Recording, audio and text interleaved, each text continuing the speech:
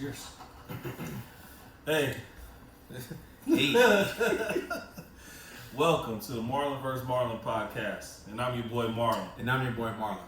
Join us as two childhood friends go back and forth, debate, argue, fight, maybe even agree on everything from pop culture, sports, and everything in between. On today's episode, of course, we know the NBA just started. Lakers and Clippers last night. Pelicans and the Raptors, nobody really cares about them. But we're also getting into some NFL stuff too as well. The whole country cares about the Pelicans right now. Zion ain't playing. Nobody cares about him. Lonzo ain't playing in the fourth quarter. I don't know what's going on with the Pelicans, but Lonzo still can't shoot. I think he made a three. Yeah, and this did a James Harden one leg step back and air ball. My wife saw that. She was like, "Ooh, that wasn't good." That'll get your ass right on the bench. All right. Fourth quarter. Yeah, that's why I didn't play. All right, so we will start with the Lakers and the Clippers. Clippers, they look complete without Paul George. That's a little scary to know that a team like that, Patrick Beverley, all the role players they have, I mean, they look good. I don't want to say that the Lakers look bad, but we didn't get the W. So what does this say about the Lakers thus far by watching this one game? For one, it looked to me like they bought into the hype a little bit. Like they thought they was going to go in there and win. Mm-hmm. The Clippers played harder. The Clippers bench is noticeably better right now without Kuzma out there. I don't know if Kuzma's going to be coming off the bench. Me personally, I think he should. Yeah. But even if he does start, I don't think he should, but even if he does, it moves either Danny Green to the bench or Avery Bradley to the bench, which automatically, any one of those three coming off your bench makes your bench a little bit better. So that's not too concerning. It's game one though. Yeah. It's a lot of inventory to be taken right now. What teams are really doing is seeing who they got, what kind of rotation.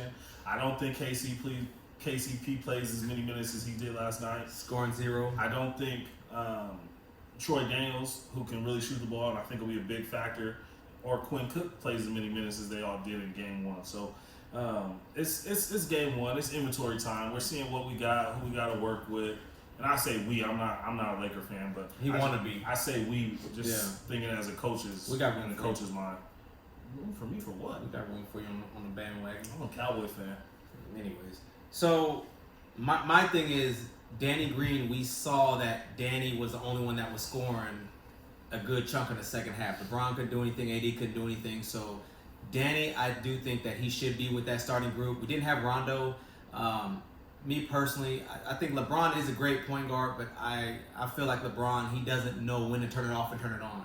When he's a point, I think he wants to be a facilitator a lot more and not be the LeBron that we need you to be to win games. Because if we put everything on AD's shoulders, he'll be consistent. He'll give us 20 some odd points, 10 or so, 15 rebounds or whatever the case is. But sometimes we need LeBron to be LeBron, and we can't rely on people like KCP scoring 0 points, Kuzma's out, and all that. So this just showed me that the Clippers can, because how many games they won last year? Close to 50 without Paul George and Kawhi. So they essentially have the same team. So they can rest, not as much as he probably did last year in Toronto, but you can still have one guy off, one guy on once Paul George gets healthy. And Paul I think is coming back in about a month. But that team is going to be, they are the little brother, but they didn't play like it last night. So, well, the other thing, I heard a lot of people saying, we don't even have Paul George on the Clippers. What a lot of people aren't realizing is Paul George is just going to take away points from a Lou Williams. He's not going to necessarily add, because when a star like that comes back, it doesn't magically add possessions to the game and shot attempts. Yeah. So what it does is naturally takes away from Kawhi Leonard's shot attempts or Lou Williams, who both had amazing games. It takes away from those shot attempts. So it is interesting to see how it all comes together. I'm excited for the season as a whole. I think that's the Western Conference Finals. Those two teams right there. That's my personal opinion. No disrespect to those other teams. I can't wait to see Houston play tomorrow, but that's just where I'm at with it. I think that's the matchup we'll see. And I really do want to see Houston, and knowing that, because this is somewhat like a 1-2 punch. I think that Paul and Kawhi would work better together with each other, but I don't know how Westbrook and James will work with each other. So that's going to be, I mean, we've seen it how many years ago in OKC, but I mean, that means nothing now. They're two different players. They've evolved their game so much. So I need to see more from that team before I say they're going to go deep in the playoffs, because James takes a night off where he rests more. Westbrook can get you out of a game quick. I think we've seen that the past years. He wants to do so much. So I need to see both of those teams, both of those players actually, get some more chemistry, and I need to see some action. I agree with you on Westbrook can kind of shoot you out of a game. But let's not discredit the fact that Westbrook could keep you in and win you. He's a walking triple-double, I give you that. But Westbrook is this OKC he wants to team, do so much. But this OKC team has been in the playoffs consistently with him and with besides Paul George last year. Yeah. Even before Paul George was there, he was still in the playoffs consistently, winning games. Right. Not winning series, not winning playoff series, but winning games, getting to the playoffs. Wasn't it like 3 years ago when it was the first round with them and OKC? I mean, the Warriors. Yeah. When KD left. Yeah.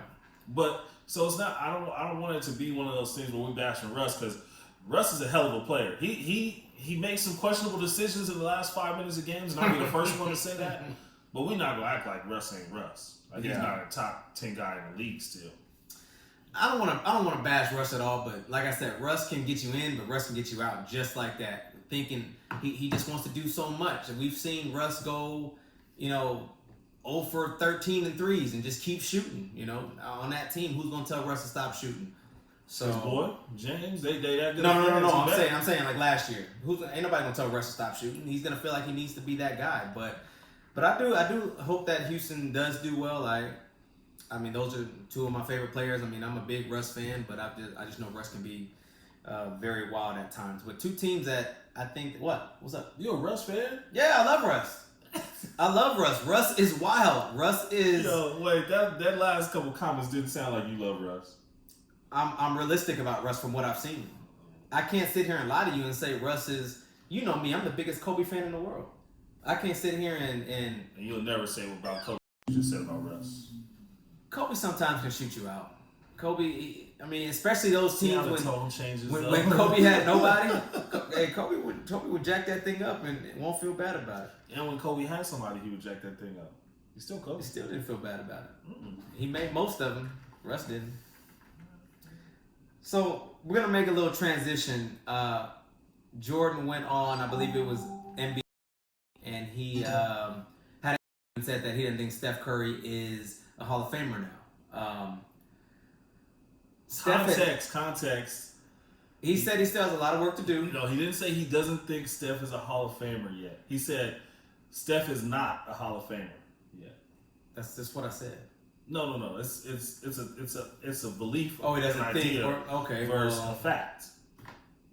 He's not a Hall of Famer. That essentially said the same thing, but okay.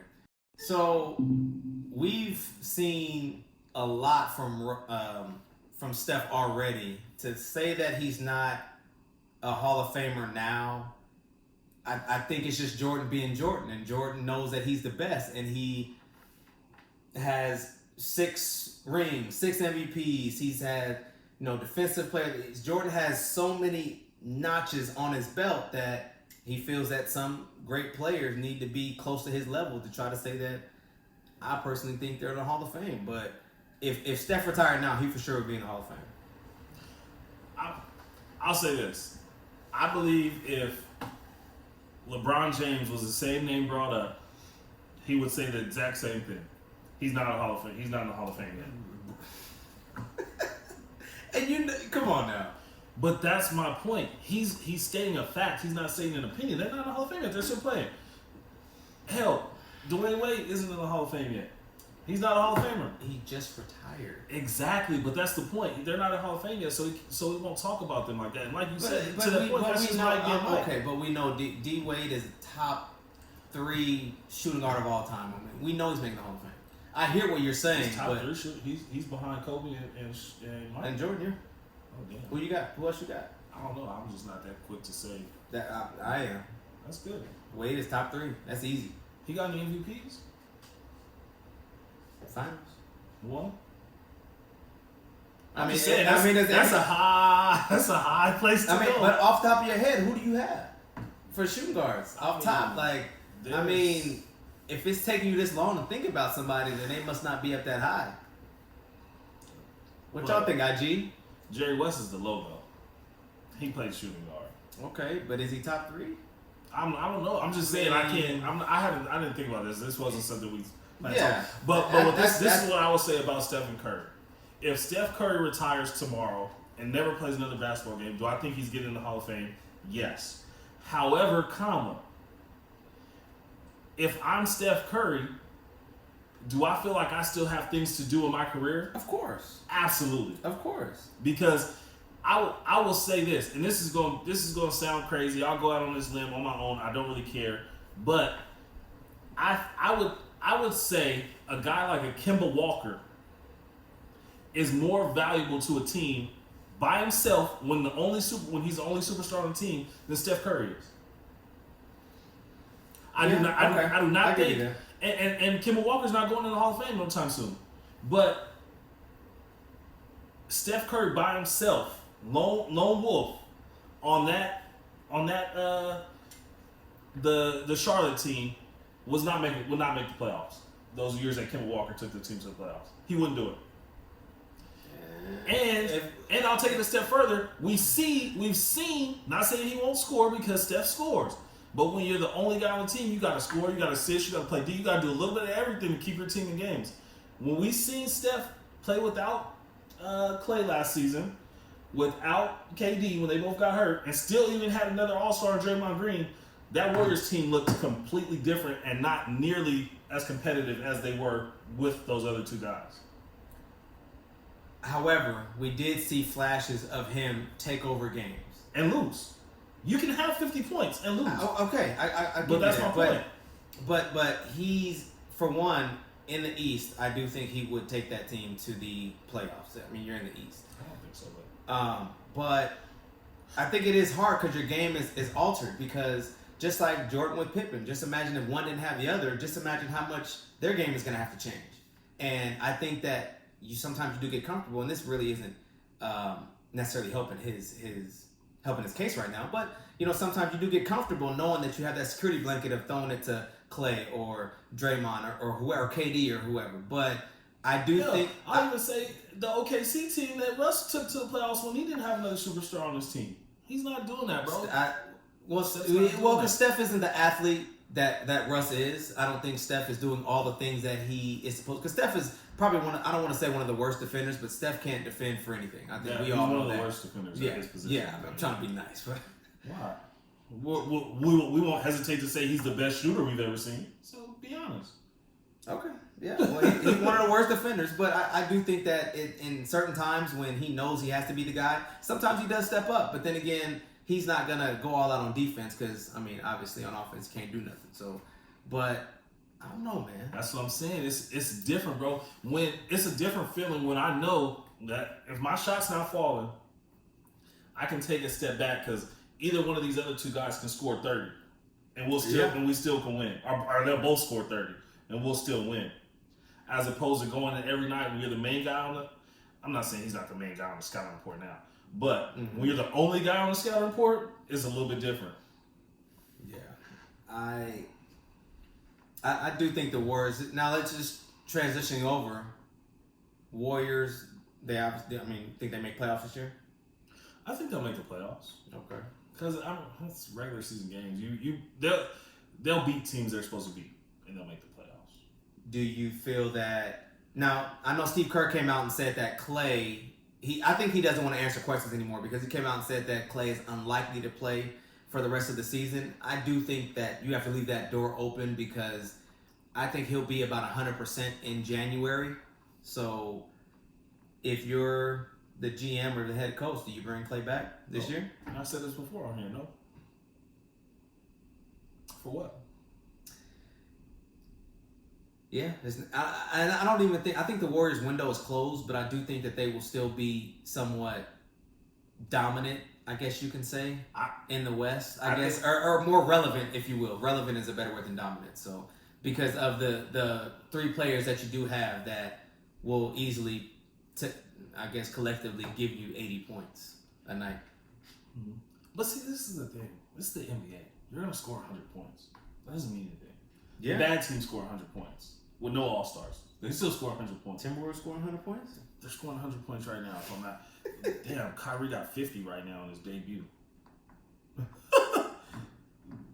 Kyrie's gonna go bananas. That's the team we should be talking about. Yeah. KD also won't play this year, which I don't think he should. Nah, especially with an Achilles. This is what I was gonna say to your point. The Timberwolves scored 127 tonight and won. But to your point, or to your question, they beat Kyrie. He scored 50 and lost. That was to my point about Steph carrying the team by himself. It's tough. But you don't bring Clay back for one. You just had the incident with KD last season, a couple months ago, where you brought him back too soon. And I think it's extremely selfish on whoever's making the decisions for the organization to put the organization's desire to win another championship above the best. Because let's say his knee is 100% in January. Just because that takes place in January doesn't mean he's ready to play basketball at the NBA level in January. You see what I'm saying? Of course he's gonna rehab. He's gonna eventually get to 100% basketball wise. I don't think they're gonna throw him out there. You know, I personally think that right now he's probably sprinting and going back and forth, but he's probably not making the cuts yet. So I don't even think he's sprinting yet. I think he's close. I think it's close because especially if they give you that window of All-Star break. Here it is, it'll be November in about a week. So that's 4 months though. All right. Well, yeah. But I mean, as far as coming back and ready, that's why I said I think that they left that window open because I mean. And again, it's not going to change your seeding. In my opinion, it's not going to change your seeding in the playoffs. You're still not going to be the best team in the West, even with him. No. So what are you really doing? Here's the thing. I'll put it to you like this. Will they have a better chance? And then on top of that, you got D'Lo. So you do have somebody that can kind of fill in for Clay, but I mean he's not. Well, who's filling in for KD? If he's taking Clay's spot, who's filling in for KD? This is going to be the worst defensive backcourt in basketball. Worse than Houston? Yes, because Russ will play defense. Okay, but I think Russ's game is gonna alter a little bit because with D'Antoni don't care about no defense, and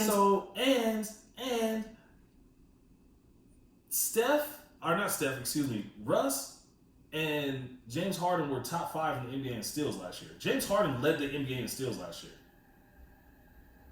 Did not know that. So he doesn't play. That's hard for me to believe. He's not a defensive stopper. That's hard for me to believe. He's not a defensive stopper. But let's remember, Allen Iverson led the league in steals a lot of years, and he wasn't shutting people down. Yeah. But D-Wade, you get your hand in, passing lanes, things like that. Even late, like if you're smart enough as a basketball player, you can do that. You're checking me up, right?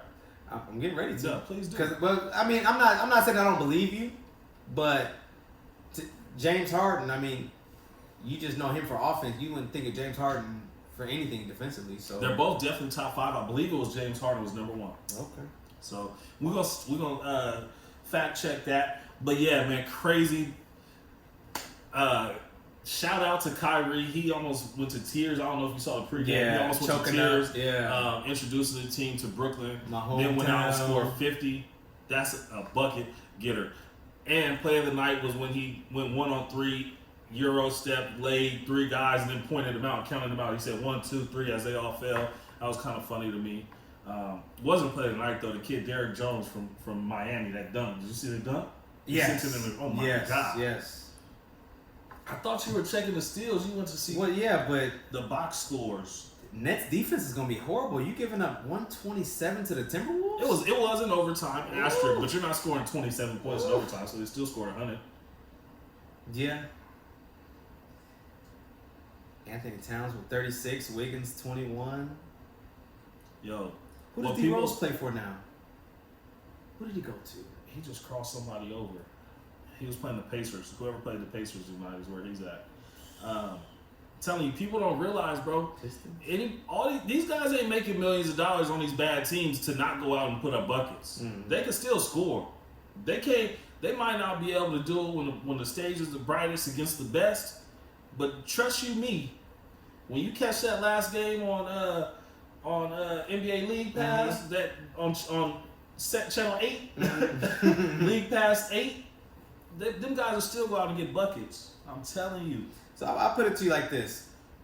Well, I'll phrase this question this way, and make sure you check the page because I can't see that far. So it looks like some people on there. Shout out to y'all who watching on the live right now. I can't see the names, but they're not doing whatchamacall yet.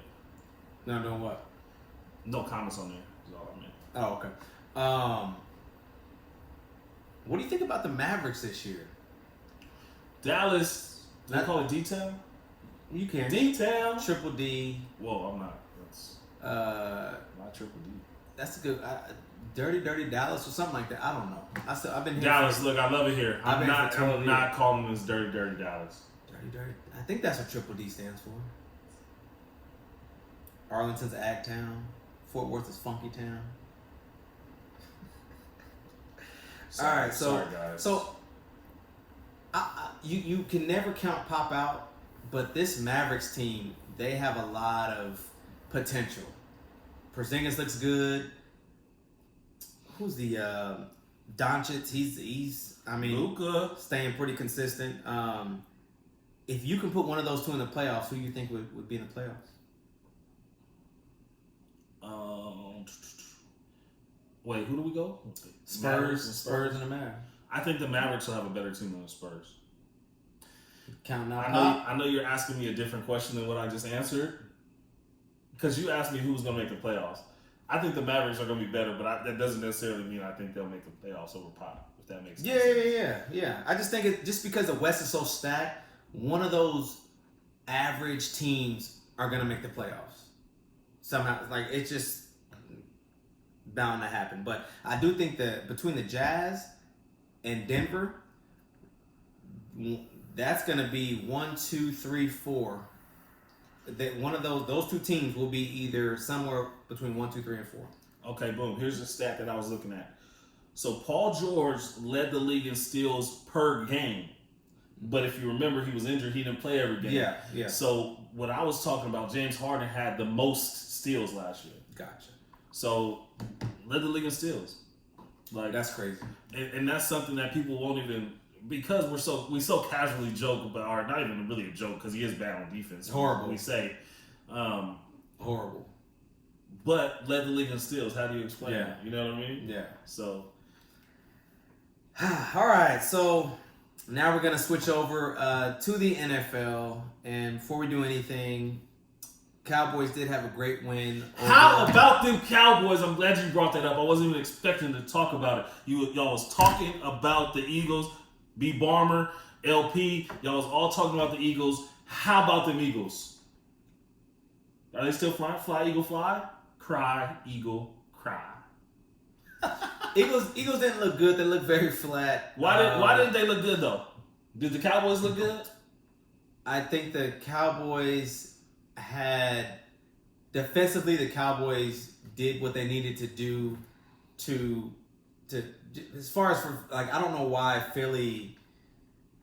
Carson couldn't do anything. They couldn't get the run game going. Zach Ertz, he's been non-existent for the whole year. He caught a touchdown. He's still been non-existent for the whole year.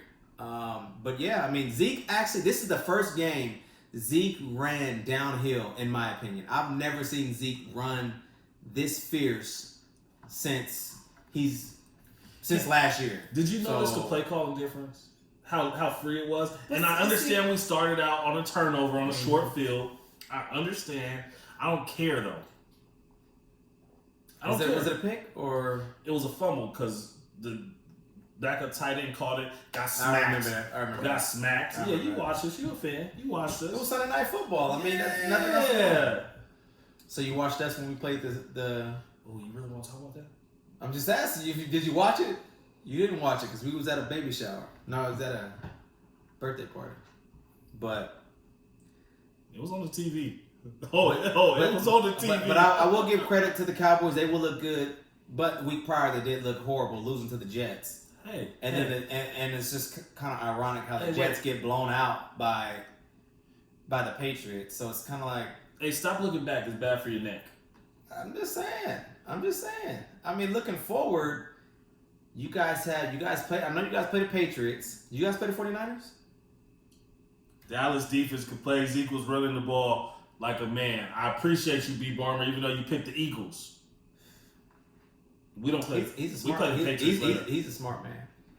Why? For You picking, know what's crazy? for picking the Eagles that got smacked? But here's the thing. Or for being a Raiders fan because they're better than y'all in the division? Raiders are in second place, man. That's crazy. When's the last time that's happened? Tuck rule? Since they won a Super Bowl. Is it the Tuck rule, Brady? Yeah. It's been a minute, but yeah. So I mean, Cowboys look good. So you guys are what, one game up? Yeah. In the division? No, we're in first place is what we are. I know, but you guys always been in first place, but you're right. Because you guys were never in second, right? So one game up. So We got a bye this week. Okay, should be interesting to see what goes forward. So speaking of the Patriots, as I spoke about earlier, Patriots and the Niners, they're the only two undefeated teams in the league. How far do you think this Niners team will go? I mean, is it? I know you obviously said the Cowboys are going to go make it to the Super Bowl, as they say every year. So I don't say that every year for the record. I don't know a lot of Cowboys fans, but people say we always talk like that. I don't think that we're going to the Super Bowl every year. I do think this year. I said that. Okay. So I'm gonna stand by it. So I'll ask you this. So do you think the Niners would make it? Who's more likely to make it to the Super Bowl out of these two teams? The Cowboys and the Niners? No, out of the Patriots and the Niners. Oh, the Patriots. So how far do you think the Niners will go? I think we beat them in the NFC Championship. That was my prediction. I'm not gonna change that. Okay. But the Niners have, and no disrespect to the Niners, they've been playing their butts off and have been looking good doing it. Can't see these damn comments. No, that was my boy Vince, who is a Cowboy fan. Shout out to Vince. I'm looking forward to meeting you in Memphis pretty soon, bro. But yeah, all Cowboys fans don't pick the Cowboys every year. The smart ones, he said.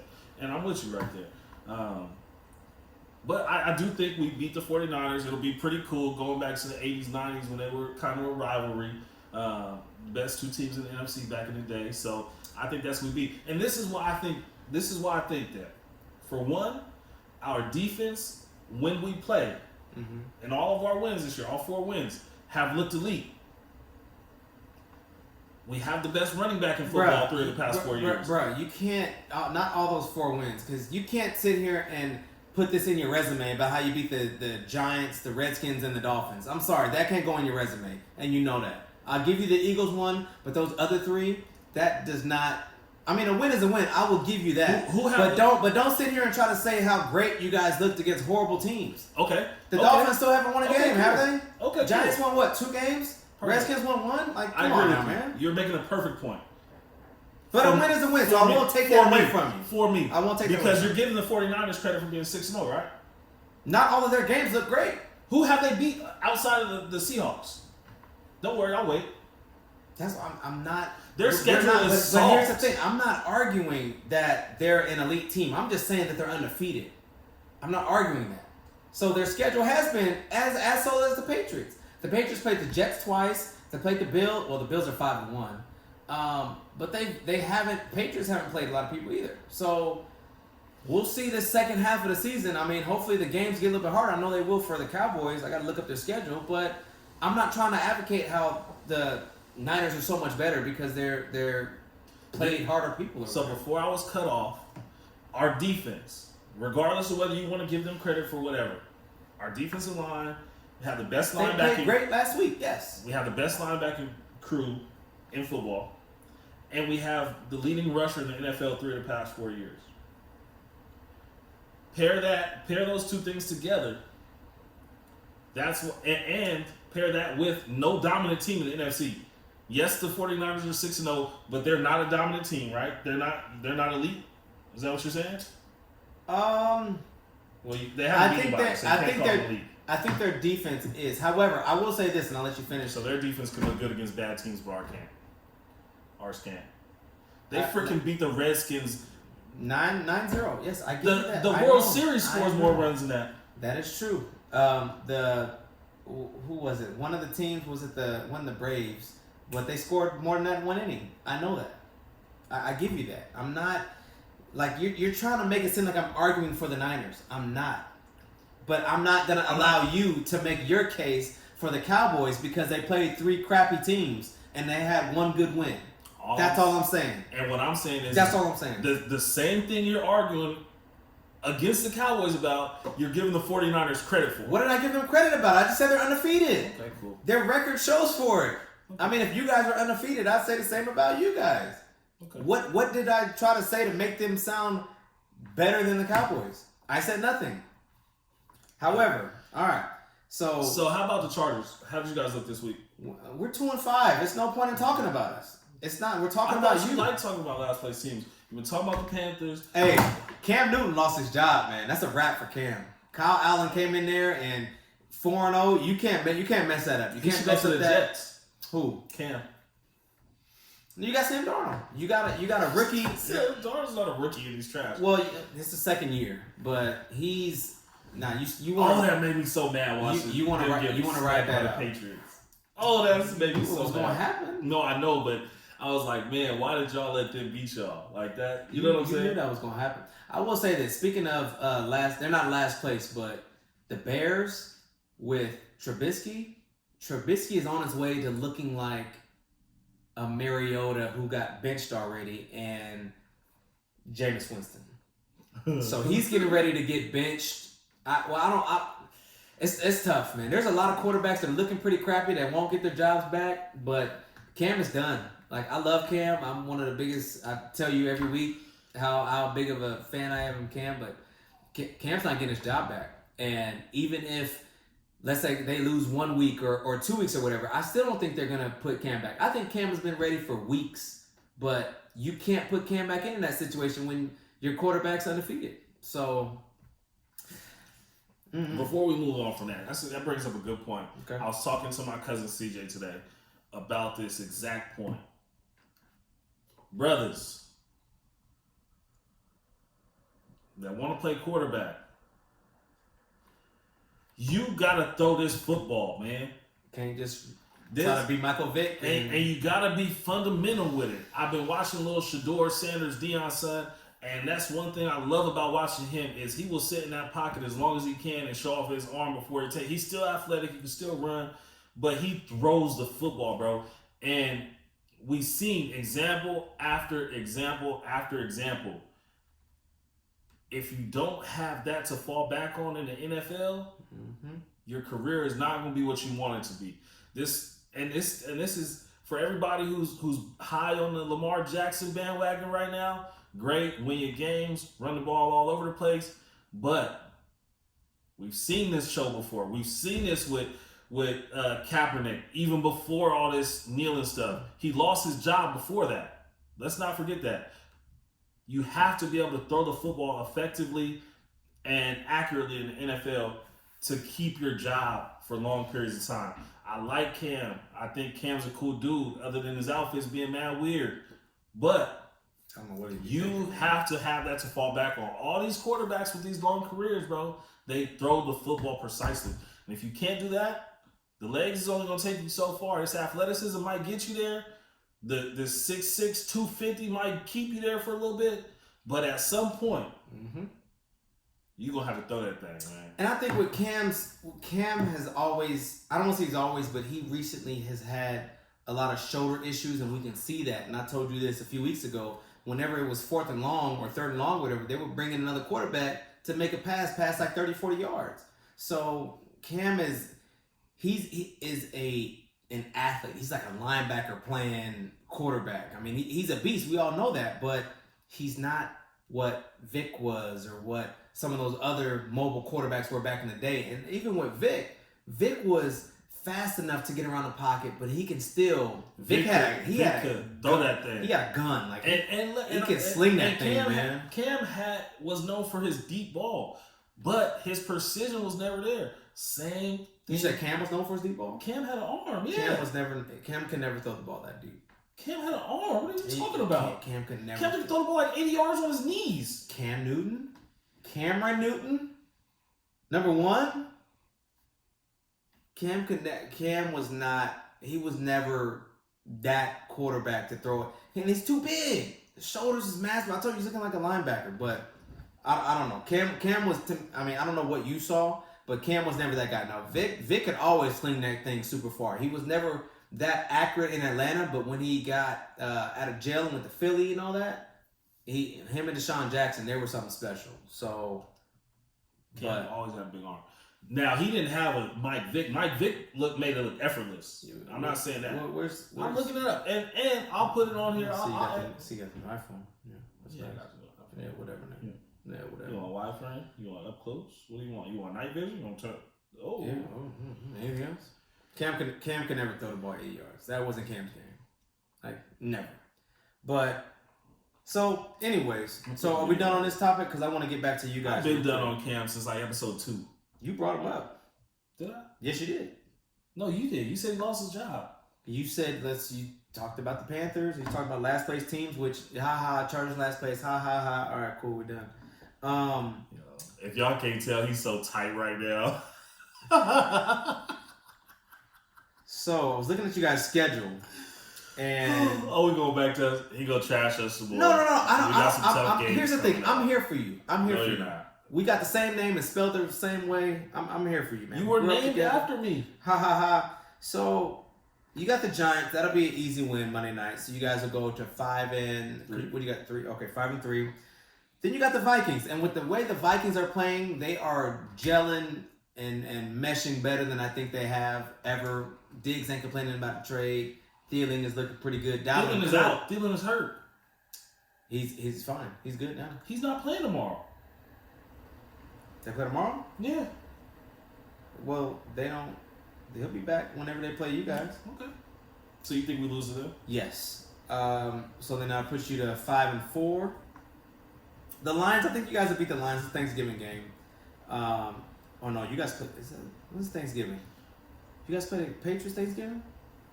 24? Yeah. That's Thanksgiving, right? Yeah. So this is a Thursday game. So you guys have a Thursday night and another Thursday. So that'll be good. Thursday night. No, because you guys always play the Patriots. No, it has to be the 17th. Thanksgiving is late in the month, though, I thought. No, it's the third week. It's always the third week of November.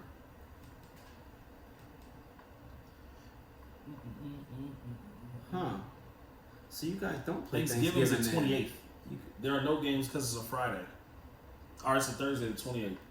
We don't play on Thanksgiving this year? You do. You guys always. The Bills. Oh, the Bills. That'd be a good one. That's Thanksgiving. Yeah. That's a short week. That's four games. If anybody, so you guys playing. If we gotta play a 6-1 team on Thanksgiving on 4 days, I want it to be the Bills. Bills aren't bad. Bills are not bad. They haven't beat many teams either. I will say this, and then we'll move on from this. But anybody saying anything on the comments? That's Vince. We talked to the homie Vince already. Yeah. I think your schedule now will be tested more than ever. Knowing you have the Vikings, the Bears look sketchy. Yeah, bro. The Bills have beat the Jets, the Giants, the Bengals, and the Titans. Okay. But you can't dispute their record. That's all I'm saying. If you guys no. When it comes to us, it's you didn't play anybody. Everybody else in the league doesn't matter. Because you said because you said we have 4. What was it? What word did you say? I said our defense looks good in our 4 wins. No, you said it was more than that. You said something about 4 great wins or something like that. I said our defense looks great in our 4 wins. You looked great last week. I'll give you that. All right. See, this is how the Cowboys get graded on the curve. But cool. I'm glad our schedule gets harder because I want to see us against better teams. I do too, and I think that helps you in the playoffs when that time comes. I don't think having a fluffy record or having a fluffy schedule like the 49ers have behooves them in the playoffs. And they're gonna have a bye week, so it's gonna be tough for them. I agree. I do think Emmanuel Sanders was a great pickup for them. Why? Garoppolo don't throw the ball to nobody but Kittle. I will say this: Garoppolo's a weak link in that offense. Yeah. I will say that. So I'm telling you guys, the one thing that might be good for them, that Emmanuel Sanders pickup, if he's the Emmanuel Sanders of old, because he is coming off an Achilles, he's not the same guy. But he's looked like he can still fly. If if he beats you over the top to where you can't double team Kittle, now that offense is a little bit better.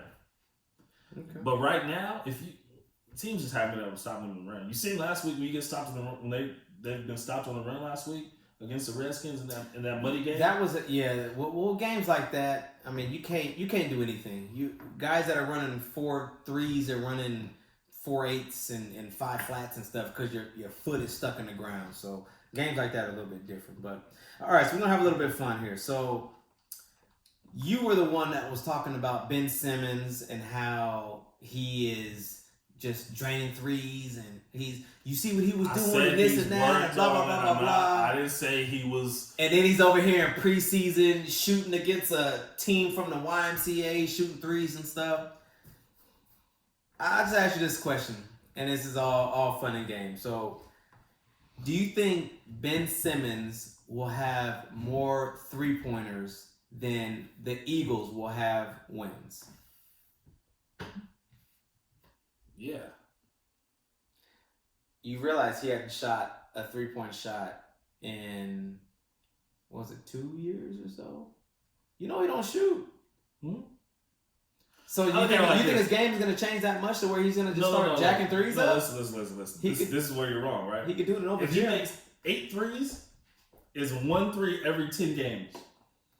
I don't think his confidence is up like that, man. I don't think the Eagles are going 500. So all he has to do is make 1 3 every 10 games, and he outshoots the Eagles' wins. That's where my logic comes. I should have picked another team. Nope. No, you got my answer. I should have picked another team. I like Ben Simmons. I think he's gonna give it like 4 or 5 years. I think he could be the best player in the league. I think they need a new coach. Yeah. I don't know who their coach is, but I watched them play today against the Celtics. I think it's Brett Brown. I don't know who that is. But if that's, sorry, Brett Brown, they need a new coach. Yeah. And then on top of that, I wonder how that's their spacing is terrible. Yeah. And this goes for the Lakers yesterday, too. I didn't talk about that, but their spacing was terrible as well. They got to be able to spread the floor, give AD room. AD has to be more decisive in his moves. Yeah. This old dude right here. Yeah, he got to go. Yeah. Looking like an old Brett Favre mixed with Wolverine. Him and what's our coach's name? Jason Garrett. Yeah, they need to be in the whatchamacallit. I like Jason. They need to be in. Yeah, you like him because he goes to the Jets and you get to talk shit about us. I don't mind Jason. But here's one thing, and that's your guy. We already talked about the Niners, bro. We already gave y'all flowers, man. We can't. Yeah. Like the Niners fans, be honest. We got y'all. We gave y'all flowers, even though y'all ain't beat nobody. I will. Yeah. Here's something for you. I'm just best with you.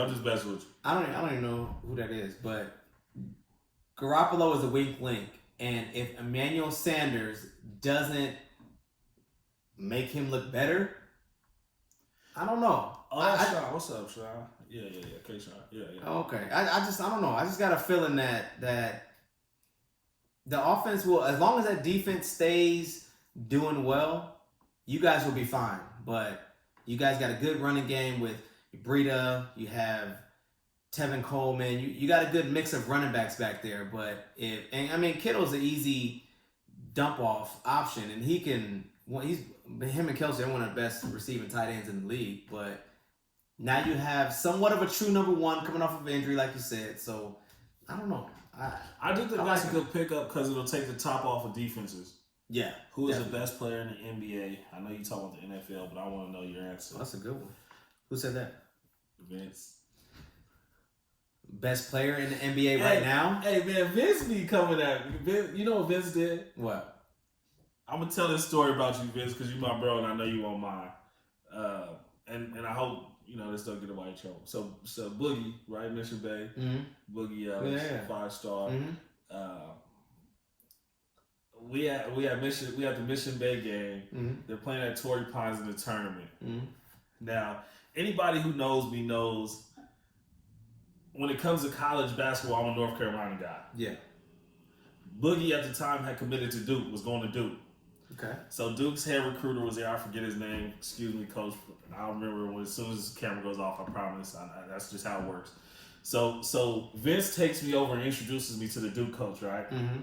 And then says, "Yo, Marlon, Duke, North Carolina, Boogie's first time in a rivalry. Who you taking?" I said, I said, bro, why you gonna put me on You the can't do spot that, like man. You can't I do said, that. but you know my answer. Because when I'm a fan, I'm a fan. Yeah. I said Boogie gets 35 and Carolina wins by 1. That's what I told him right in front of the Duke coach. Yeah. Vince, if I'm lying, I'm probably let he crack it up because Yeah. you remember that story.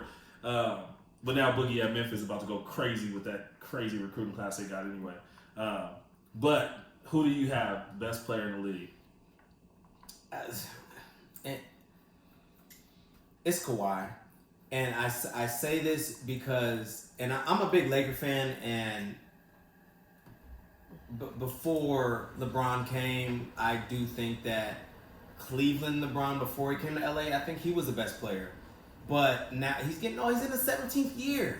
So it's like, you can't expect somebody to, and I do think Miami LeBron, that was LeBron at his best. He learned how to develop a shot. He still played both ends of the floor. He was athletic, and D Wade taught him a lot about to be a winner, a scorer, and all that stuff. So, but I do think when he came back to Cleveland, he was still the best player. Now it's Kawhi. Kawhi still plays both ends of the floor. He can score at will. LeBron is looking like he's in his 17th year. He does the same spin move, fadeaway jumper. Like he's explosive, yes, but he's not as quick as he once was. He's not as he can't.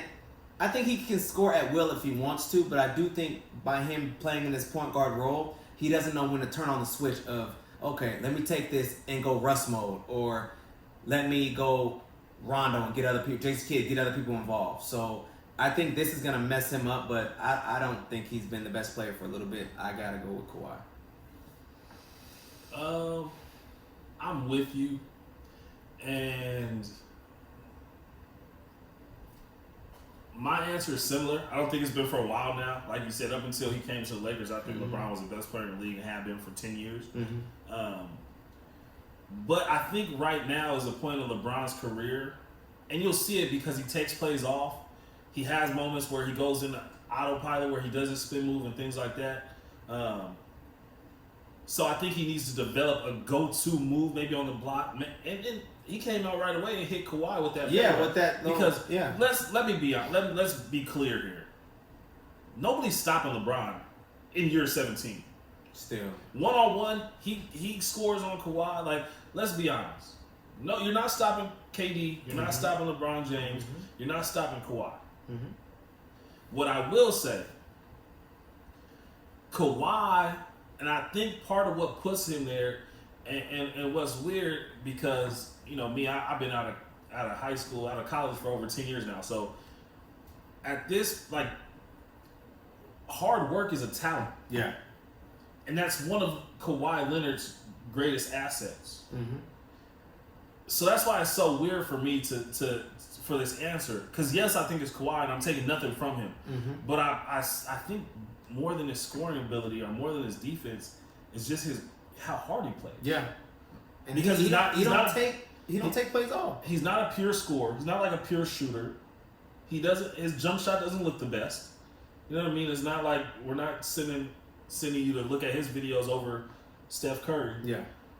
But how hard he plays and the decisions he makes on the basketball court are, I think, what makes him the best right now.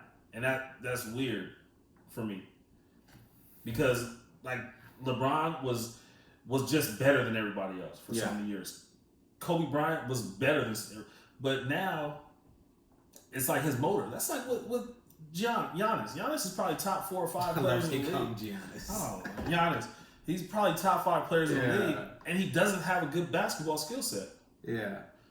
But he works so damn hard. He plays so hard. So, and we definitely fan Vince. But to answer your question, we both got Kawhi right now, man. And that's not a knock on LeBron. I think LeBron is at a point in his career where he should have done it this offseason, but I think he'll realize it throughout the year that he needs something that he can go to when he's tired, when he needs a bucket for his team to get it. Because that spin move ain't it no more. And I'll even say this: there might have been a moment, I don't know exactly when, that KD might have been the best player. Because KD was, I will say he was on a team where they're winning all this stuff, but as far as his best individual player, like you said, who's stopping KD? No. Who's scoring on KD? No. When LeBron James and Kawhi Leonard. But when KD's healthy, he's the best scorer on the planet. Yeah. I don't care who he's playing against, who he's up against. That's my pick. But I don't think he was better than LeBron when he was in Golden State. For one, he was on that team. And I don't, like, as a basketball player, it's so easy, and we kind of talked about this a little bit earlier when we talked about Steph. It's so easy to play well when you don't have to. Is that Vince respect? I agree with you. LeBron is the best player until he goes to the Lakers. I thought it was KD until he got hurt. And see, that's where I talked to Vince. Vince said he thought it was KD before he got hurt. And I don't think it was KD only because it's so easy to play free when the margin of error is so big. Yeah. For LeBron on those teams, even though he had Kyrie when he was healthy, the margin of error was so small. But okay, it was even smaller when you had no Kevin Love, and no Kyrie. Yeah. So I will say this until I die. LeBron should have got the Finals MVP that year they lost, and he averaged damn near a triple-double. Yeah. He should. Yeah. It's only been one player in the history of the NBA to win. I believe it was one of those Laker teams. I want to say it might have been Jerry West that lost and got MVP of the Finals. And you don't really see that too much. LeBron should have been he was the best player on the court in that series. Mm-hmm. He just was on the lesser of the teams that were playing. But KD hands down is when he steps foot on the court. Not even when he steps foot on the court. When he laces his shoes up and says, "Okay, I'm going to play," he's the best scorer in the world. I mean, 7 foot, and one thing. This is very random and kind of on topic or a little bit, but I'm glad that they're doing actual heights for the NBA players. I think that's still a lie. Kevin Durant has to be 7 foot tall. It's crazy. He's tall. What did they list him at? He's like now? They got him at 6'9.5". I think they got LeBron at 6'8.5". LeBron was like barely a little bit shorter, and AD he went from 6'11" to 6'9.5". Yeah. But him, like, to me, well, maybe they are 6'9.5" because I was thinking AD was 6'11". Yeah. And KD was the same height as him, so I'm like, yo, you got to be 7 foot. Mm-hmm. But I always paid attention. When they were back in OKC, he was always taller than Serge Ibaka. Yeah. I was like, wait a minute. He's taller than their center. What's going on here? Or your power forward, whatever they had him at. And then when LeBron, and I think this was sometime last year, it just made me realize how tall LeBron was when LeBron went and hugged AD, and they was like right here. And I'm just like, LeBron is really is super tall. But it irritates me when you get people like Chris Paul or even in football, Baker Mayfield and Russ and Chris Paul is probably a solid 5'11". No. Chris Paul's not. What they list Chris Paul at 6'2", 6'3"? Chris Paul's not that tall. He's Chris probably Paul's not that 6'1", tall. 6'2". He's 6'1", 6'2". I give him 5'11" and some change. No, I stood next to him. We eye level, and I'm probably a good 6'1". Okay, I'll put it to you like this. Perfect example. Ladies and gentlemen, I'm not that tall, as you can see. I was at, and most of you guys remember. Breaking news. Most of you guys remember Darren Sproles for the Chargers back in the day. They list Darren Sproles at, I want to say it was 5'8" or something like that. I remember I was in PB a while ago. I walked right past him. We were the same exact height. I'm 5'6", same exact height. Mm-hmm. But it's like I love how they give you extra inches here and there. Pause. But it's like same thing like with Russ not Westbrook, but Wilson. Mm-hmm. I think he's a good 5'11". Yeah, he probably is. But just to see what he can do at his height is honestly. Now, you know who they're giving inches is Kyler Murray. He looked like about 5'5" back What did they put him at? 6 foot? I think they might have put him at like 6. But he looks like he's about 5'6". And I think in the combine, didn't he decline to do the one of the tests? I think he did. Yeah, they got him at 5'10". He's not 5'10". He's not 5'10". Nah. But the only reason I say that about He said, B. Barber said, yeah, Sproles is like 5'6". But the reason I said about CP is because CP been my favorite point guard for a while. Mm-hmm. And I got to meet him. So I seen him. You're looking down on him, huh? No. He's that's why I say he's about 6'1", 6'2". He's not taller than me, though. What kind of shoes do he have on? He had on his shoes. Them Nikes with the little shocks. Man, no. He had on some Jordan CP3s. It was at a basketball game. Hey, man, so you think Melo's getting a call this year? I'm still the biggest Melo fan in the world, and I'm just like, I don't know. That's a tough one, man. I saw Lala on the Breakfast Club the other day. on Power. No, I saw her on the Breakfast I Club. don't know. She's not on Power. We're talking about Power. R.I.P. to Lala. Yeah. Not Lala, Anthony. Not R.I.P. to Lala. R.I.P. to Keisha. Keisha. I don't want to kill Lala. But she was saying like she thinks she didn't want to say it because you know how that goes when the wife says you're blackball, like the NBA hears that kind of whole thing, like Cap's girl did, and how Brent Grimes' wife does all the time. But I don't think he's getting a call, unfortunately. I think he sucks, man. And it's bad because he should. Yeah. I was talking again. I was having a conversation. On the Lakers, he could be a 6-man. He could even be in that starting lineup because you're not going to ask much from him. No, especially not if you know what's crazy? J.R. Smith ain't even on the team yet. That's another one. J.R. Smith is another guy, and he was on the Up and Smoke. Yeah. He was on the Up and Smoke podcast. I gotta watch that, and we'll definitely talk about that next week with Stacks, Matt Barnes, Steven Jackson. So I definitely want to watch that. We'll talk about that and talk about him and Melo. That would be a good conversation for the next pod for sure. Yeah, but I don't know. I'm always been rooting for. Damn, Melo. Jamal Crawford not on the team either. He's not with the. That's who the Lakers need to call. Oh, y'all want to put in Lou Will? Jay Croft, go get him. Jay Croft, go get him. You know what's crazy? I wouldn't be surprised if they brought him back to the Clippers. Not a basketballs go around for him and Lou. They do the same exact thing. They both are very ball dominant. That's crazy. But damn, that's crazy. All right, so that's three guys who need a call. Yeah, I watched all these games the last 2 days. Those three guys need to be on the team for sure. There's probably somebody else out there too, but those three guys for sure. And I think Jamal Crawford and probably Melo will even get a call before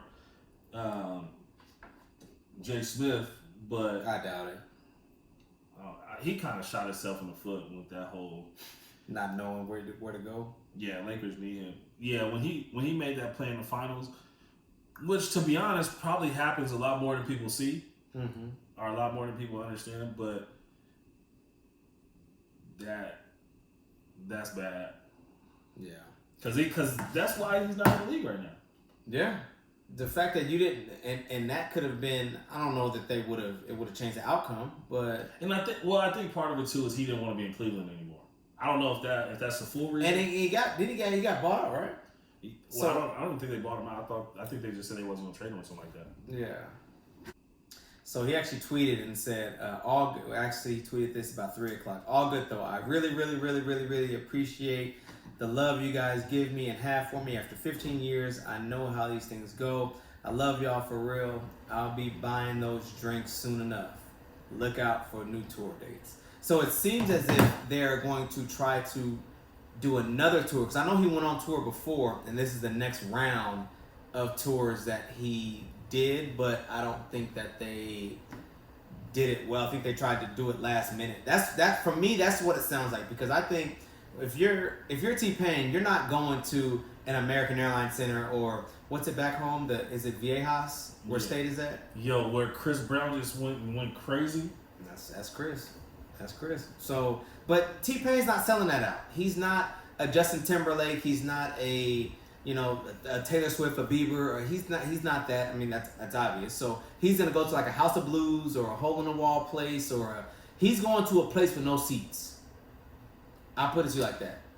But it's true. I'm telling you, people like that, up and coming artists, and it's crazy now. No. Up and coming artists normally do that, or regressing artists do that. Believe it or not, when Meek came in town, Meek was at the House of Blues. And on the bottom floor, it had no seats. Yeah. So Yeah. it's kind of crazy to think that Meek wouldn't sell out a basketball arena, but that's a lot of tickets we're talking about. And That's Meek not has a crazy certain to me. type of fan base. That's not crazy to me here. I don't know. I just feel like Meek has just grown to, truthfully, believe it or Meek's not, popularity has grown. yes, believe But it or not, he's still Meek. his popularity grown mainly because of Nicki. Oh, yeah. Yeah. So, but also too, with him being in jail and all that, I think he grew another probably group That's of what I'm fan saying. base I or think something his like that or whatever. But I think his popularity, as far as people knowing who he is and recognition, grew when he was in jail with the reform. When everybody was talking about free Meek, when he got the Sixers owner and Robert Kraft coming to get him out of jail. yeah, Like popularity growing. Craft. But then that doesn't directly translate to ticket sales, because just because those people now know your name doesn't mean they're listening to you talk about the subject matter that you're talking about. Because he's still rapping, he's still Meek Mill. Yeah. His lyrics didn't all of a sudden become Drake. And not saying like he can't rap. I'm just saying what he's rapping about. Yeah. Is not attracting all the people that now know who he is. Yeah. You know what I'm saying? So that's and living in Dallas for a few months now, like the demographic, I know in certain areas is kind of Meek, but like where I'm at, they're not going to see me. Not these people, not here. Oh, so you live in a good area? Okay. I was like, hey man. No. I'm not doing that with you. No, I'm not Hey, doing that. I'm that's just what I'm saying. talking about. I live Where I stay, they going to see Meek, but they not staying. No, not where you stay now. You live further north than me. Anyways, It's more blue. Wait, is it blue or red? It's redder. Is it red state, blue state? what's this? A blue state? It's gonna be a. So it's more blue. It's more brighter blue up that way than it is No. here. I'm tripping. No, red. It's red state. Yeah, It's more red. It's redder. It's less. More red. So, Yeah. but The people where he lived definitely ain't going to see me, is what I'm saying. No, I'm not. No, not at all. Bitch, so much you rich, huh? No, I'm struggling. he bro. got money. You see this? You don't hear no sirens. You don't hear no, ain't no kids around here. Like no on nothing. Facebook, you can see the books. I don't think you can see the books, so like I got me a little library going. Hey, normal people put their books in like a little box and put them in a corner or something. Oh man. Well, that wraps up. Wait. Oh, One more never thing. mind. Okay. Yo, I feel like I went to the Chris Brown concert, and I wasn't even in San Diego when it happened. Do you follow a lot of people that went? I feel like on everybody's, every time. everybody's story. Every single time. And it looked like the club in there, bro. I'm not even a concert goer, and I'm mad I didn't go to that concert. But I feel like I went at the same time. I love. My wife knows I love going to concerts, and I will try to do. I'm like American Airlines, the pre-sale member or whatever, so I can get like. Oh, you got money. No, it's free. So she got to sign up for the emails. Free game. So. Can we get some tickets to the Mavericks game? I don't. I may have a plug, but not free. I will tell you this. So this is side topic. So ticket prices are way better out here than they are in LA. well, yeah, it's LA and it's the Lakers. These are the Mavericks. Like so, you can sit courtside for like $300. $300 to get you. Trying to sit courtside? I kind of want to go. Just I'm not. just for the heck of it. I get in trouble. Wait, what? I ain't sitting courtside. You won't tell your wife. But I will tell you. But I will tell you this. No, because I want to go for the Lakers, and those are gonna be like $800. No, yeah, no. Like we easy. We gotta go. Easy. They play like. I'm not going to go see him watch a trash. Well, so I know. Well, RJ, I will say this. Did you know Zion was the third heaviest player in the league, or he is the third heaviest player in the league? He out there eating good in New Orleans. No, he was that big at Duke, and in South Carolina, or wherever. I will say this. You don't want to make him lose too much weight and not but not. But here's the thing. He's what is he 280 something now? Yeah. What would you want him to get down to? Like 240. That's too much. His game is known for being explosive and just bodying and banging down low. You can't putting him at 240. No. His game, you can't turn him into a shooter. Or somebody that sits at the top of the post. No. I'm not saying that. But and Vince is agreeing with you. He said he's not fat. His body's just that way. But this is what I'm saying. For himself and longevity, if this were 20 years ago, when Shaq was in the league and the game was being called differently, I would agree with you. But now it doesn't matter. You can't touch guys anyway. So his game isn't going to be affected as long as you're aggressive. It's rewarding. Look at Giannis. Giannis probably shoots. Giannis. That's what I said. Giannis. No, I said Giannis this time. Giannis probably shoots. He's probably top 5 in free throw attempts, and he's not a big guy. Like as far as he's long. He's long, but I'm just saying his aggression is what gets him to the free throw line. Yeah, it's not like he plays like he's just so much bigger than everybody else. He's honestly, and how would you like it if I phrase it this way? He's an oversized Russ. Giannis? Yeah, without the hell no, that's disrespectful to Russ. And again, driving wise, like not shooting and not everything that Russ is, but as far as him getting to the lane and him driving and all that, he's a bigger but slower Russ in a way. But that's just me just throwing stuff out there. But I think Russ's skill set is way better. If he passed the ball half as good as Russ does, well, the Bucks will have won the championship last year. Yeah, I'm talking just his driving, just not Russ's full slate as far as his game. I'm talking about just driving. But and Vince said the lowest he could probably get is 255, 60. Yeah, he can't get down to 240. Okay, yeah. Can you imagine? Okay, can you imagine? Because he can probably with him being out 6 to 8 weeks, in about a month he'll be able to sprint and all that in about a month, give or take. So, but a lot of that is diet too. Hold on, yes, but you can't. 40 pounds is a lot. Like that's something you do in an off season, months wise. But for you to I'd give him maybe 15 pounds, maybe. No. I'm not saying he can do that by the time he comes back. No. I'm just saying for his career and longevity, because this is going to be a recurring problem. His game and how explosive he is, picking up that much weight, and I'm not 19. I'm not saying he's crazy. fat, but that's what I'm saying. If you want this kid to have a long career, like that weighs on guys. Mm-hmm. Like he weighs more than like some defensive lineman. That's what's crazy. Like he's 15 pounds away from being 300 pounds. That's probably what he should be doing, is playing defensive line. He should, or a linebacker. He'd be a beast linebacker because he's back. And now he's another one. What do they list him as? He's probably like 6'6", 6'5". I give him 6'4". I give him 6'4", but he's big though. He's big though. Yo, that's another group of guys. When I looked at Duke last year, and you know him, R.J. Barrett, and Cam Reddish would all be standing next to each other. Cam Reddish was the tallest guy out of that group. Yeah. Cam Reddish is a sneaky, like, real 6'8", 6'8.5". Mm-hmm. He's going to have a good career watching him. I think that... he has a good basketball field. I think RJ is going to have the best career. 6'6". You think RJ... I don't disagree. I like RJ, man. I think RJ is going to... I think he's going to be the most consistent. And I think in a market like New York, where they need somebody to revive New York, like it's... New York has... This is what I'll say. I like RJ's feel for the game. RJ has a serviceable jump shot, but if he's okay with that, he's not going to have a good career. RJ's going to have to obsess with his jump shot to the point where people have to close out to it, and it'll open up everything else he does well.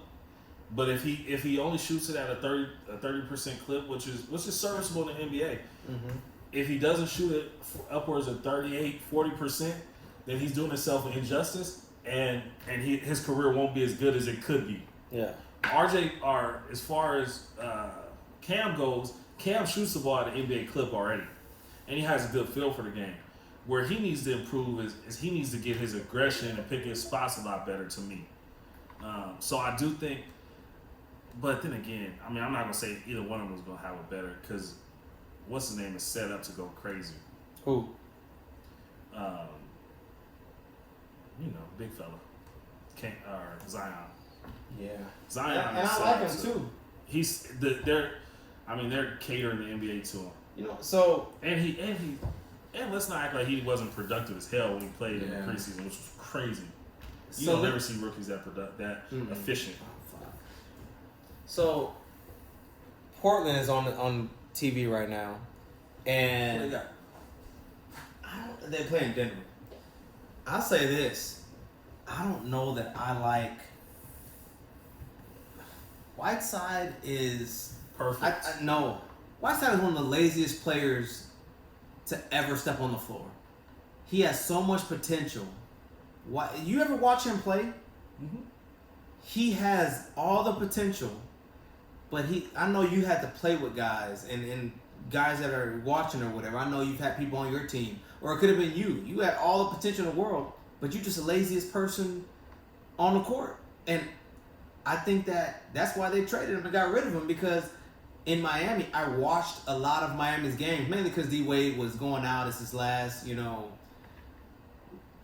years or whatever the case is. But he is, if you just watch him play, he doesn't play defense, trots down on offense, and it's just like, he's not one of the best shot blockers in the league. If he is, he's getting petty blocks or whatever, but I don't know. I'm hoping that this transition, because he is a good player. I don't want to try to discredit him from that. He is a good player, but sounds like you're discrediting him. I am discrediting him, but I don't want to. But I am. But he is. I like him, but he's not. I'm not high on him. I am coming on here to say the exact opposite. I think that's a great fit for those two guys, for Dame. It's a good fit. He's still lazy. No, he could be lazy. They call Shaq lazy too. But Shaq's a champion. Well, he's not gonna win a championship in Portland. Shaq was on the best teams. That's what so many people don't get. Like, we could go back 20 years and maybe 2 teams or 3 teams. Well, I'll go 3. Mm-hmm. Won the championship when they weren't the best team in the league. Mm-hmm. That's what's up. I know this always comes down to an individual conversation, and this guy has this many rings, this guy has this many rings. That guy played on the best team. Allen Iverson was one of the best players in the league, and he wasn't ever going to win a championship. Yeah. Stockton and Malone were never going to win a championship. But they couldn't. The Bulls were better. Yeah, the Bulls were better than everybody. Yeah, the Lakers were better than everybody for a long time.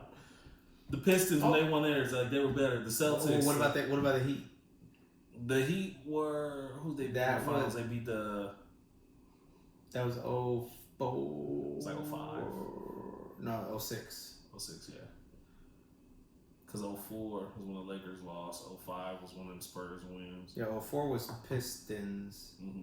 Pistons beat the Lakers with those 4 guys we talked about. 05 was... I'm pretty sure it was the Spurs. Sounds about right. And then... No, don't look. We got it. 06, Heat. 2007... Was that the... I want to say 07 was this... No, 07 was the Cavs. No. I'm sorry. Not the Cavs. Cavs were in there. That was the Spurs. 07 was the Spurs because they lost to them. 2008 was, I think that was Lakers. No, that was 2009, wasn't it, when LeBron went? When? When LeBron went and lost to the Spurs. Hold on, let's figure this out. Don't look. We got it. That's my thing. I think 07 was the Spurs.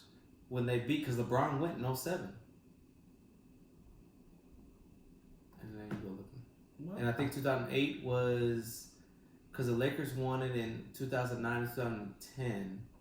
So 2008 was Boston. 2009 was the Lakers. 2010 was the Lakers.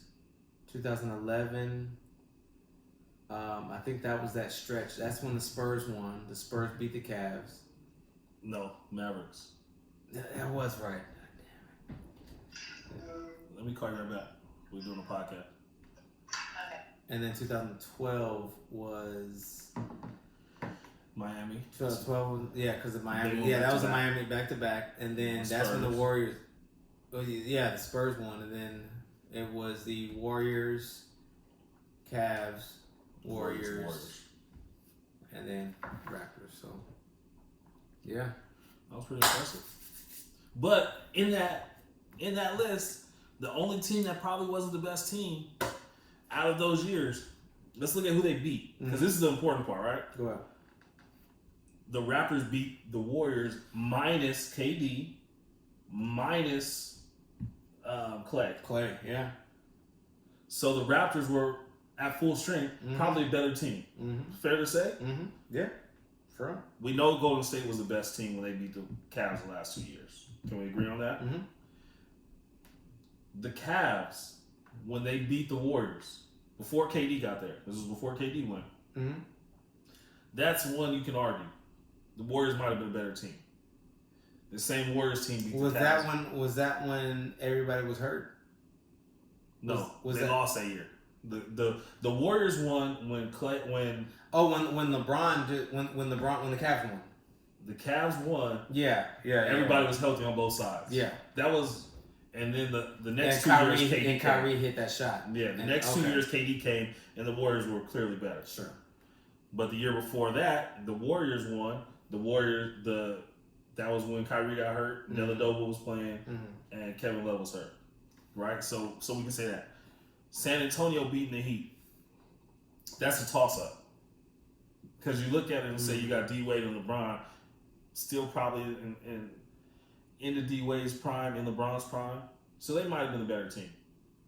But you got 3 Hall of Famers on the other side too. Yeah, D-Wade was always hurt though, so.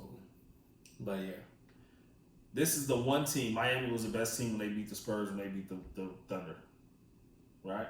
Full strength, primes, everybody. What year? When they were healthy and beat the Spurs. What year? 13. That was the second back-to-back. Yeah. They were better than a young Thunder's team at that point. That's when they had all 3 guys. They had Serge still, but it was their first time winning, first time getting there.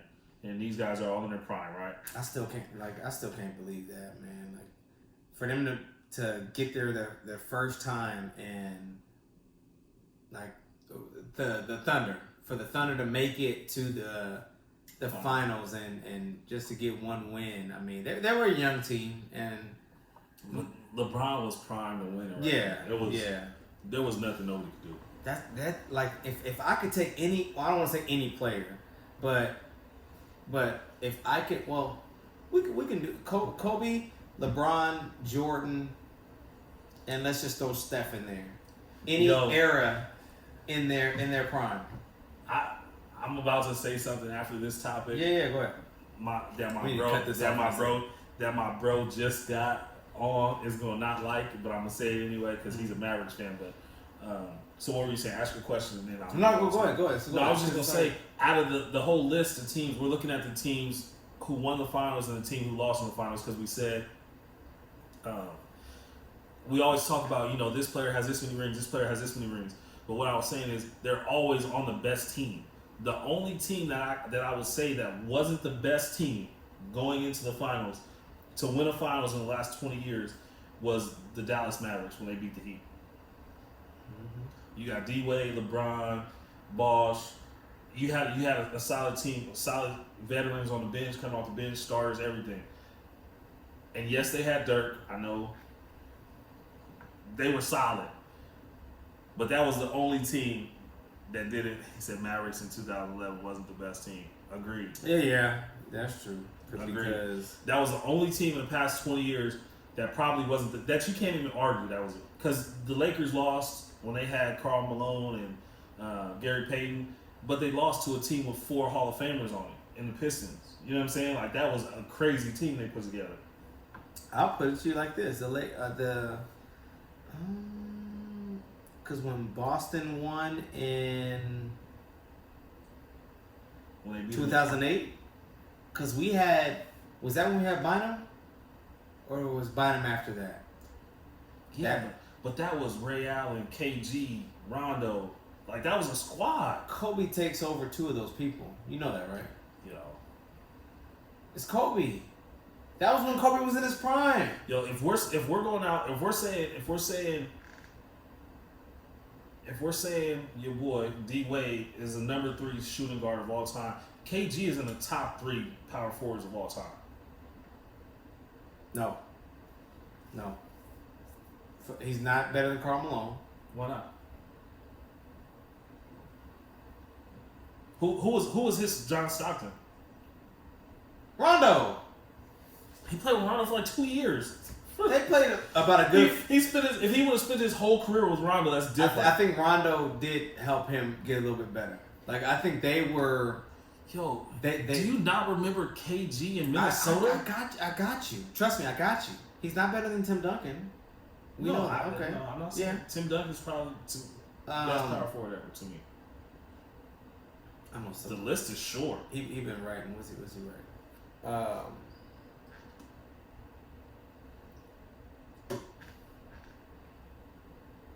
When it's all said and done, AD. AD's not better than Kevin or KG right now. His skill set is amazing, and he has a potential. When it's all said and done, all said and done, though. No. He's not. Even AD, 26. Even AD up until this point, and KG up until when he finally got out of Minnesota, hands down KG, hands down. I have to look at a list. Come on. Mm-hmm. Hey, he's just going off. I told you he's a Mavericks fan. So he said, Dirk. 1-star beat. Dirk. You. Hey, what's his name? Jason. Listen. Dirk, wait. Listen to what he said. Dirk better than KG? He said 1-star beat multiple teams. They went through This is the Mavericks in 2011. They went through that OKC team with Russ, Durant, and Harden. Mm-hmm.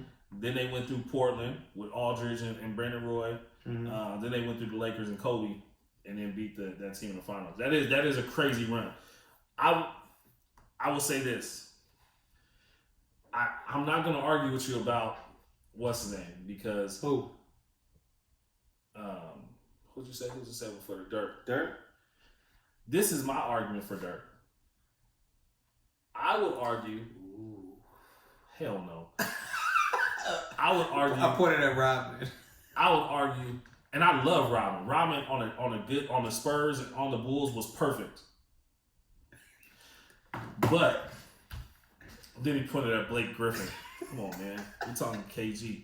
So Dirk, right? Hear me out, because it's gonna sound crazy when I first say it. Okay. Dirk is the best 7-footer to ever play basketball. Wow. I give you that. There's not a 7-footer to ever play basketball that can score from the post, score from the mid range, shoot the ball from 3. And like Dirk. That 1 foot little turnaround was just. I'm not saying he's better than Shaquille O'Neal. I'm saying he's more skilled. His skill set was way better. He's the most skilled 7-footer. Shaq was probably the most dominant. Mm-hmm. Probably player ever. I mean, to see what he did between years, what do you want to go? 97, KD not no power forward, man. KD is a shooting guard. He's just taller than everybody. I give KD a 3. KD's a 3. KD's a 2 guard, but he's 7 foot. He's 6'11", so you gotta put him at the 3. But yeah. So and what about Barkley? 90-50-40 club.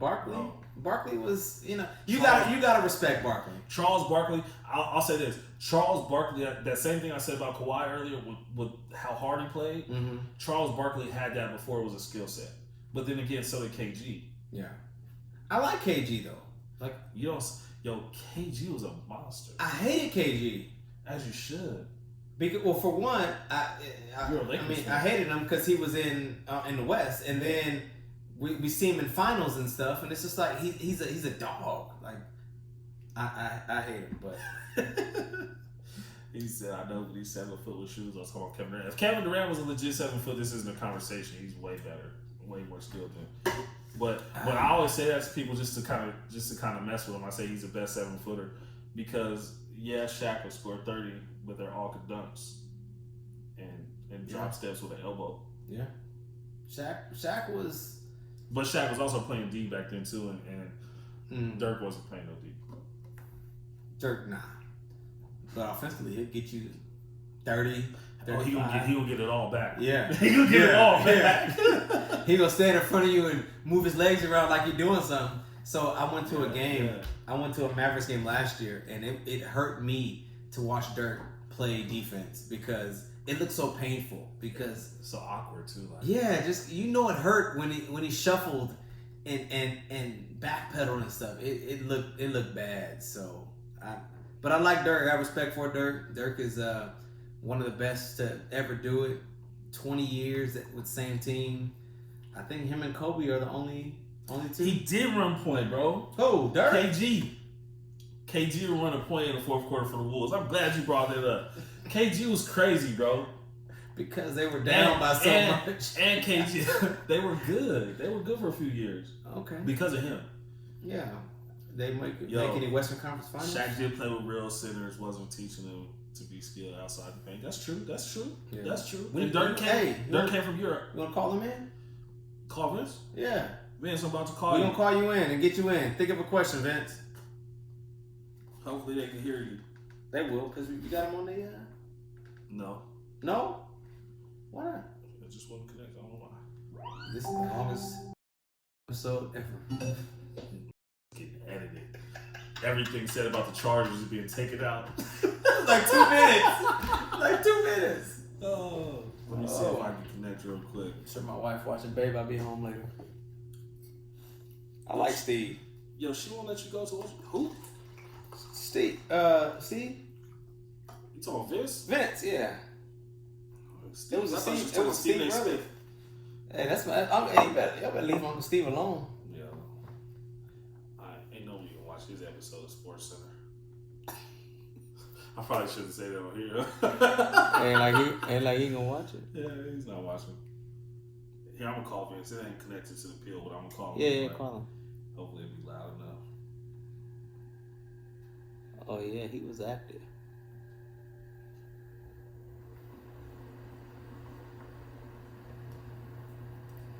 Oh yeah. Oh, I got 1%. So it's about to be done. Oh, What's up, bro?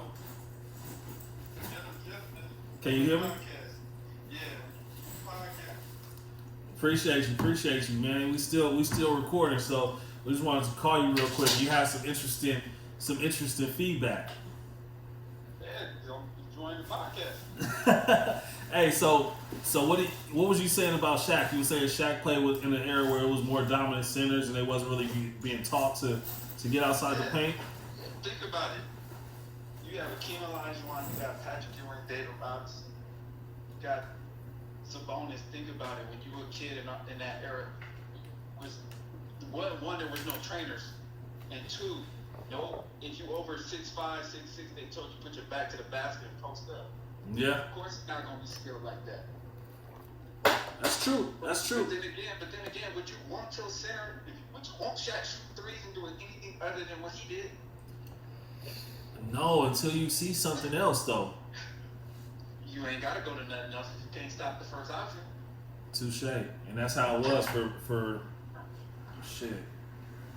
100% of his career. You get mad at him if he started shooting jump shots. You know what you're going to post up and dunk the ball. Right. I'm with you. That's true. And Dirk came from Europe where they were teaching a whole different brand of basketball, because we did see guys come from Europe before, some bigger guys that just weren't they didn't last in the NBA because of the physical aspect that was so present in the league. They couldn't really stand their own, you know what I mean? Yeah, only one that was lasting like that was Kukoc and Divac. Yeah, and Kukoc was different. Exactly. That's But true. now, there's no real centers. So now these kids gotta be inside out because there's no real centers. They don't even post up like that. And the bad part about it is you get guys like that are 7 foot, like the Pau Gasols, the Anthony Davis, and they don't like to go down there and bang. So they rather play fours just so they can shoot, because all the big men, all they want to do is shoot now. So, and I'm gonna go back to something you just said too, bro. Is basically if you're over 6'6", they was telling you to get in the block, and unfortunately, over the past probably seven to 8 years, we've seen a whole like generation of power forwards get lost in the mix. You know what I'm saying? If you remember Brandon Bass, or I know a guy I played in the league for a while. I went to college with Ivan Johnson, was 6'8", a power forward, but he was a bruiser. You know what I mean? The Brandon Bass is the Big Baby. Even I know Big Baby kind of outgrew himself and went off that way. There's no tweeners in the league unless PJ Tucker. Unless you who? PJ Tucker.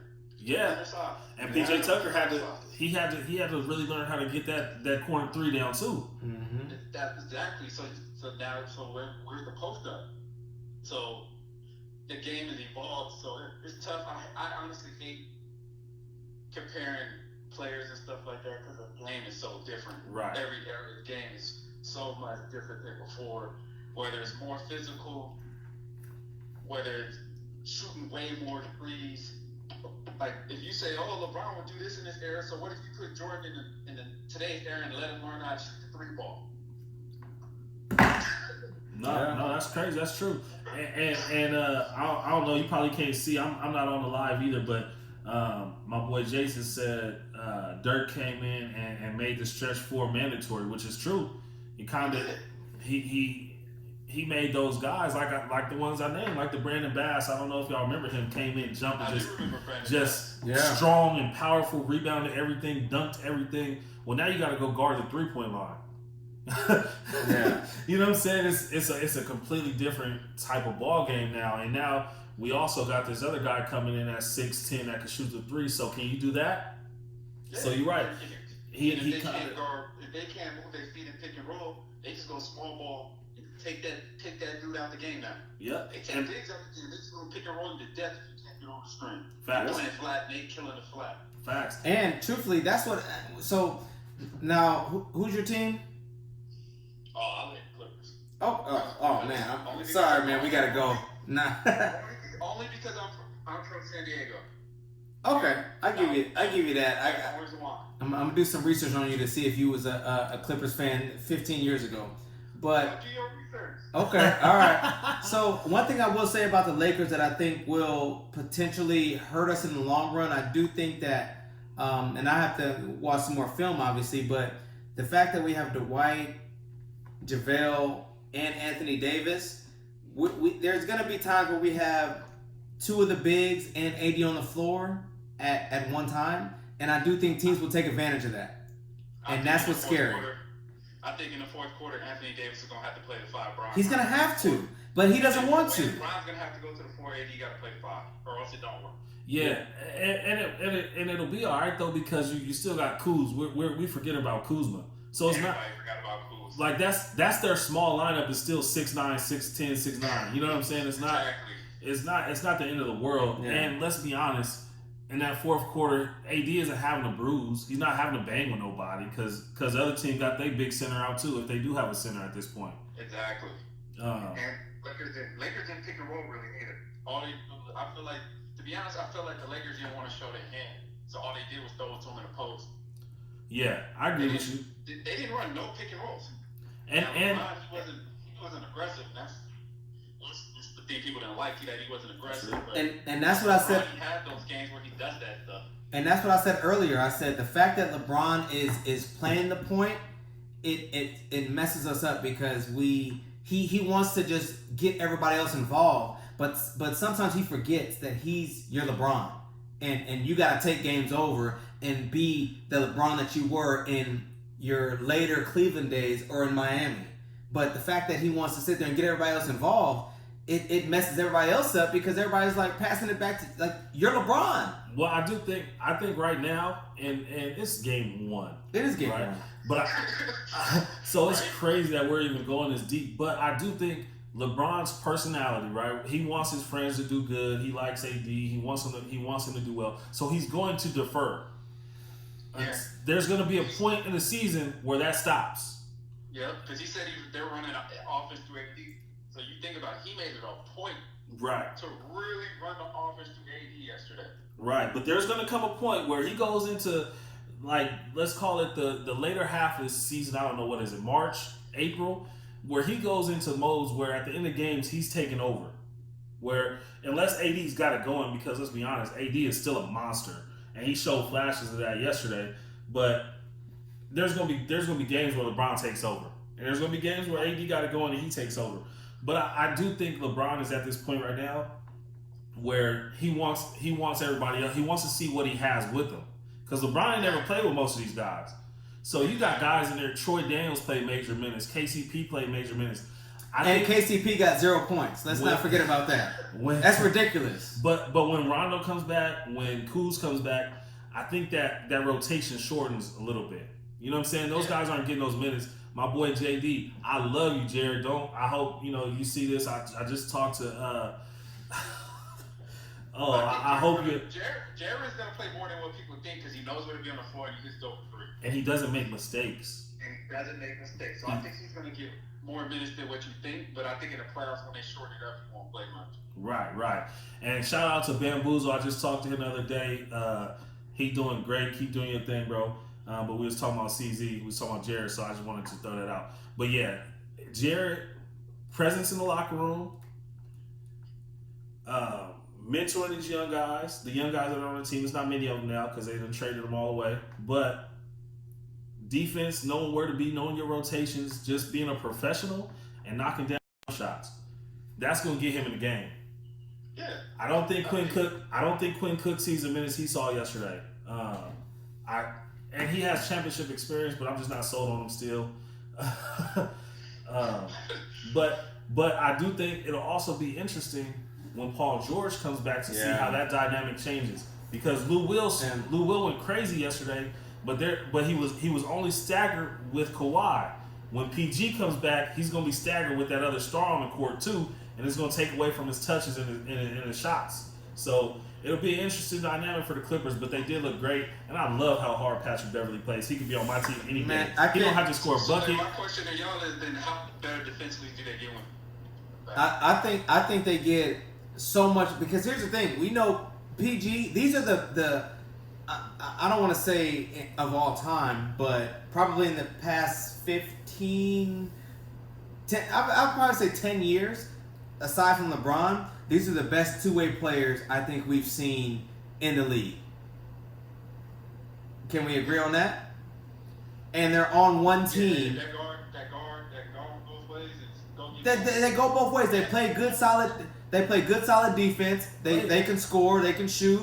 They're great, solid overall players. And you have. I was telling Marlon early in the show that this team had like 48 some odd wins and made the playoffs, and everybody else pretty much is still on the team. And now you add 2 All-Stars, 2 of the best, probably 6, 7 players or so in the league. They're gonna be legit, and they're gonna be scary. Now let me throw this in here because this is a wrench, right? So that's cool. Just because you add these 2 guys, and I did say that I alluded to this earlier too, is it don't add possessions to the game. It don't, but Lou Will is unselfish. No. I'm not saying he's selfish, but just because you add these 2 guys, it don't mean you go from scoring 100 points a game to 150 points just because one is averaging 25. You know what I'm saying? So I think their points will be the same. Yeah. I think they're gonna be so much better. The one area though that is gonna be an issue is because you got Kuz, so Kuz is being guarded by PG and Kawhi's guarding LeBron, right? Yeah. If I run a pick and roll with one of them guys, are you switching? Or if you're switching, I got LeBron going up against our Kuz, going up against Montrezl Harrell or Patterson. I like that matchup. If you don't switch, I throw it to AD and I have AD against one of those guys. I like that matchup. So yes, you're taking away 2 out of the 3, which is huge. But there's still I would like to see them go out and get not necessarily one of the top 4 or 5s in the league, but if they would have got one of those guys like a Whiteside actually that doesn't need to score a lot but plays defense, runs the floor, I would have liked to see that because then now on the defensive end we could switch everything and we don't have no major mismatches because out of those 3, I think you still get a mismatch one way or the other, whoever got it going. I think when they get to the end, it's probably going to be Harold, Kawhi, Lou Will, and then they can decide if they want Pat Beverly or Patrick Patterson in at the end. How do you want to do it? I think you go Pat Beverly because you got enough scoring. You got to do Beverly. Beverly just want to just annoy people and potentially hurt people. Think about it. You got 4 really good defenders. Yeah. They gonna switch everything and play hard. No, I like the Clippers. I think that's the Western Conference Finals. I mean, but you got to think this is basketball. We always gonna find a matchup. Yeah, exactly, and that's the name of the game. But that matchup beat you. But that's why I think that Vogel's gonna have to earn his check. Nah, he ain't gonna earn his check. That's what I know. That's why to me right now, I think the Clippers are a little bit better than the Lakers right now because of that. I think they're a lot better, to be honest with you. I just don't think that we are with LeBron playing how LeBron is planning to play. All of this can be put on AD. Let's not forget, AD is very injury prone. So it's just a matter of time before AD's out for however many games. I don't think that's a lot of pressure. Sheesh. I'm glad you're not a Cowboys fan. No, Shit. I think it's too early to really say what this is going to be. Like y'all both said, the Lakers have a whole new team. So LeBron is so smart. He's trying to figure out who does what. Yeah. Where is he fit on the court? Where do guys get? Yeah. Because here's one thing too. I don't mean to cut you off, but here's one thing too. LeBron, at this point, with this team from what we've seen last night, LeBron can't take games off. If LeBron takes games off, Kuzma could probably fill in, but the Clippers are set up to. You got Paul George with his shoulder injury. You don't want to mess around and use him too much. And Kawhi is at this rate. 2 years ago he played 9 games, and now he played or last year he took 22 games off. I believe it was. This is where he has to exude his greatness, right? No, he can't. LeBron, no, he can't take games off. Bro, he's in year 17. But no, he can't take games off. Listen to me. But he has to find stretches in the game where he can take plays off. And which is defense. And be dominant in spurts. Exactly. He's got to be able to find his energy with those plays off, and find stretches where he can be dominant. That's what I need from him. Whole game anymore. That's what I need from him because he wasn't dominant at all yesterday, from my opinion, and he had what 19, 8 and 7, 8 and 9. That's an all-star shit. What you know what I'm saying? For anybody else, that's a good night. For him, that's terrible. Yeah. So I don't know, man. I'm of the belief that I'm not necessarily in love with LeBron playing the point. I understand why, but we still have Rondo, and Rondo is still one of the smartest players in the league. Why can't we have Rondo run it? Have Danny at the 2, LeBron at the 3, AD, and you can put JaVale or Dwight or whoever. To me, that works better for me. Go ahead. I say, and to Jason's point, Jason just said Rondo's one of the best minds in basketball. Agreed 100%. And also, it doesn't matter who starts the game. You want your best 5 to finish. You want your best 5 to finish in the fourth quarter when you need the most. And just like we said, with maybe Rondo doesn't start, and I don't think Rondo should start. He's not going to start. I think Rondo should come off the bench, run the second team with Kuzma. Get easy shots for Kuzma, easy shots for KCP, easy shots for KCP don't want to score no points, man. No, but he was also running the point yesterday. I don't know if you noticed that. I don't give a damn. No, but this. If people forget KCP had to guard Kawhi yesterday. That's a lot of energy. And that's crazy. Vogel should have got warned about KCP being fired about that. 6'2". But that's what I'm saying. That's why Vogel got to earn some money, bro. You can't expect to win a game when you got KCP guarding Kawhi. I don't think Kawhi missed a shot when KCP was guarding. No bull. He's damn near a foot taller than him. But that's what I'm saying. That these matchups, like, yes, the Clippers look great, but there are areas where the Lakers have to fine tune some things. KCP shooting the ball, playing the point, means he's finding his shots. KCP knocking down open shots when Rondo's running the point is a lot different. Mm-hmm. Troy Daniels shooting open shots is a lot different when You got Rondo probing the defense, getting inside with the threat of the lob to either AD, Dwight, or McGee. So I think that changes that second group a lot to where you didn't have damn near any scoring from that second team yesterday. You're going to get 20 out of Kuz. Kuz should average 20 this year because he's going to stagger minutes. He's not going to be on the court. Especially with LeBron passing as much as he is. LeBron don't want the ball. Bro, you're not. I know. I'm just playing. LeBron's not going to do that. I know. I'm just playing. I just don't like LeBron. The idea of LeBron playing point. You just slandering that man. We don't have the pieces for LeBron to play point. That's all I'm saying. I don't necessarily have to. If he does play point, I think you have to play faster. I think the Lakers. And LeBron's game is so much.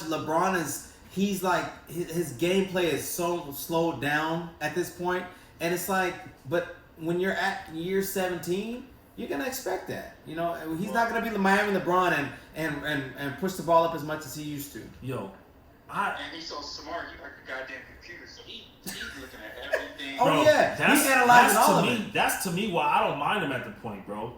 I don't. When again, you got what's his name's probably not going to be starting for the whole year. Avery Bradley. We see what Danny Green is going to give you. Danny Green is proven he's going to hit open shots. And when he gets going, he might even make a tough one here or there. He's not going to make too many bad decisions, and he's going to play hard on defense. He's going to make it so LeBron doesn't have to guard the best player on the other team all the time. And if you stagger him, and even if I don't think KCP's the guy, but if you bring somebody else into the starting lineup and stagger Avery Bradley and Green, now you got one of those guys who are both better defenders to me. Still, Avery Green probably can't shut down a Kawhi, but make it a little bit tougher. I'd rather have Avery Bradley guard somebody than KCP. That's what I'm saying. Yeah. But you got to stagger those. You can't always have it because that's where the coaching comes in. Doc was like, okay, cool. KCP's back in. Kawhi, you good? All right, go back in, bro. Yeah. He sure did. Why would I play you when Danny Green's on the floor? You can score on him, but that's too much work. When you could just go get guarded by this 6'2" guy that weighs 180 pounds. Yeah. And that's why I say it's a chess match that's outside the game that I think LeBron has played so well over the years. It's covered up for the lack of great coaching. But in this matchup, you got a guy who doesn't make any bad decisions in Kawhi Leonard. He just doesn't care. He's not one of those guys that needs to show you he's the best player on the court. He feels that way, and his game will show it. So I don't have to make any spectacular plays. I don't have to force any shots. I don't have to go for any extra steals or anything like that. It's just going to show. Yeah. And I'm going to play harder than you. And now I have Doc Rivers, who is probably top. I think he's right behind Pop to me in basketball minds as far as coaches go in the league. I don't think there's too many guys you can put above him. Okay. You name any? Can you name any coach? Not in the league, not right now. Not nobody that you say. Definitely not right now. You say Pop, I'm not arguing with you because Pop has done it year after year. What do you guys think about Steve Kerr? Like, because some people want to put him up there, but it's like when you have those pieces, you're gonna look great. Yeah, this is gonna be the most work he had to do. Yeah, I think he's gonna find out if he can adjust his team in the way they play based on what he has. That's one thing about Pop. He'll play fast. He'll play slow. He'll change his offense based on what he got. Yeah. We're gonna see if Steve Kerr can do the same. And he's a Popovich guy. He came up under Pop, so we'll see. I don't think he's up there yet, just because. And don't get me wrong, being able to give your guys the keys to the car and letting them drive it is just as hard to do as controlling it yourself for the most part. You ain't lying. Dealing with them egos, you got that much talent in one room, getting them to all buy in and sacrifice is a job in itself. It's a big job. But I think that is more to do with personality fit. I agree. Than coaching ability. Yeah, Mark Jackson definitely. It's crazy because he still don't have a job, but I think Mark Jackson is probably the third best coach out there to me behind Doc Rivers, and he's not. He's not even coaching right now. And they say him and the owner didn't really get along or whatever the case may be. But it was. I know you guys probably remember this. I don't know if you guys don't, but this was maybe about 5 years ago. No, probably like 6 or 7 now. When Mark Jackson was in a press conference and said Steph and Clay are the best shooting backcourt in the history of the league. Mm-hmm. Everybody thought it was crazy. Yep. Everybody thought it was crazy, and now we see it, and we're just like, he knew what he was talking about. Well, they had to run the year before he got fired when he was coach of the year with pretty much the same exact group. They won the championship with the next year. The only thing I would say is that Steve Kerr's offense is much better than Mark Jackson's. Well, that's what I'm saying. That's why I think it's a more personality thing. Steve Kerr's a little more laid back than Mark Jackson. Mark Jackson wanted to be a little bit more in control. Steve Kerr doesn't mind saying, all right, this is the offense, go run it. Yeah. Whereas Mark Jackson's the type of guy, hey, we're not running the offense right, guys. You know what I mean? Yeah.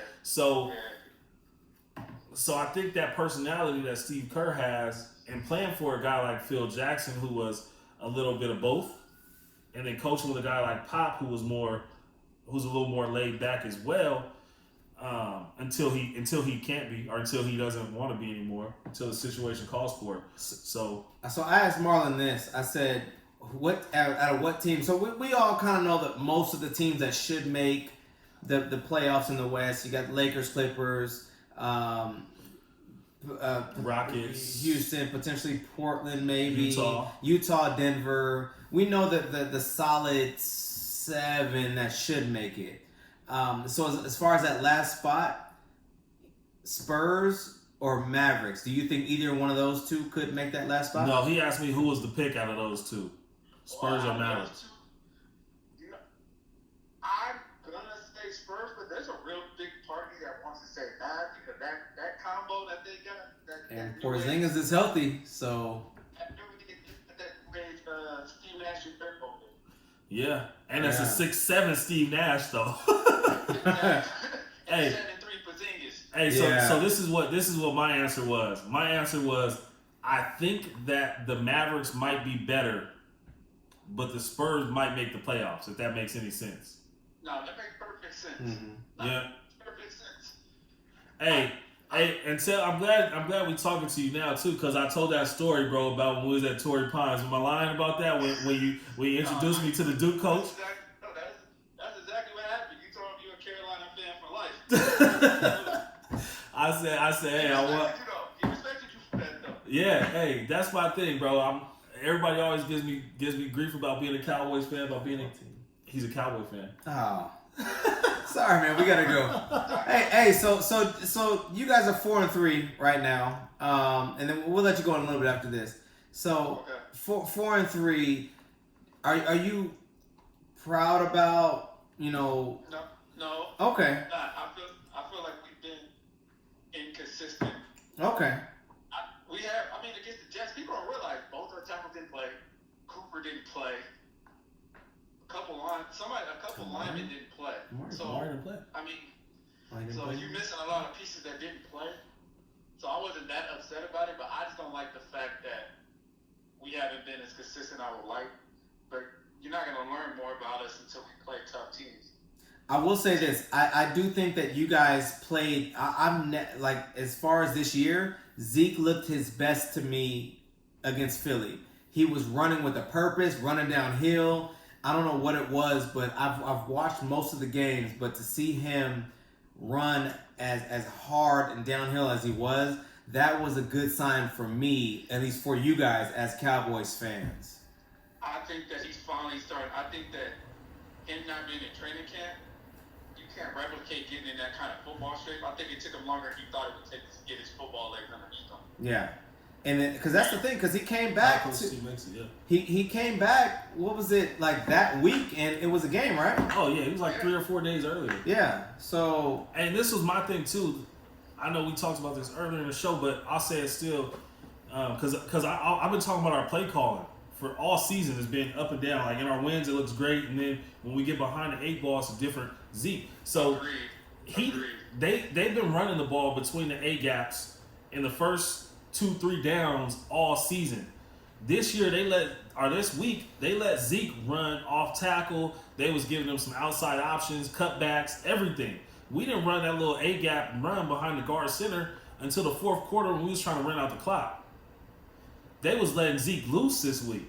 Because you put Zeke out there. Zeke is, I mean, he's a power guy, but he can also make guys miss. So when you give him...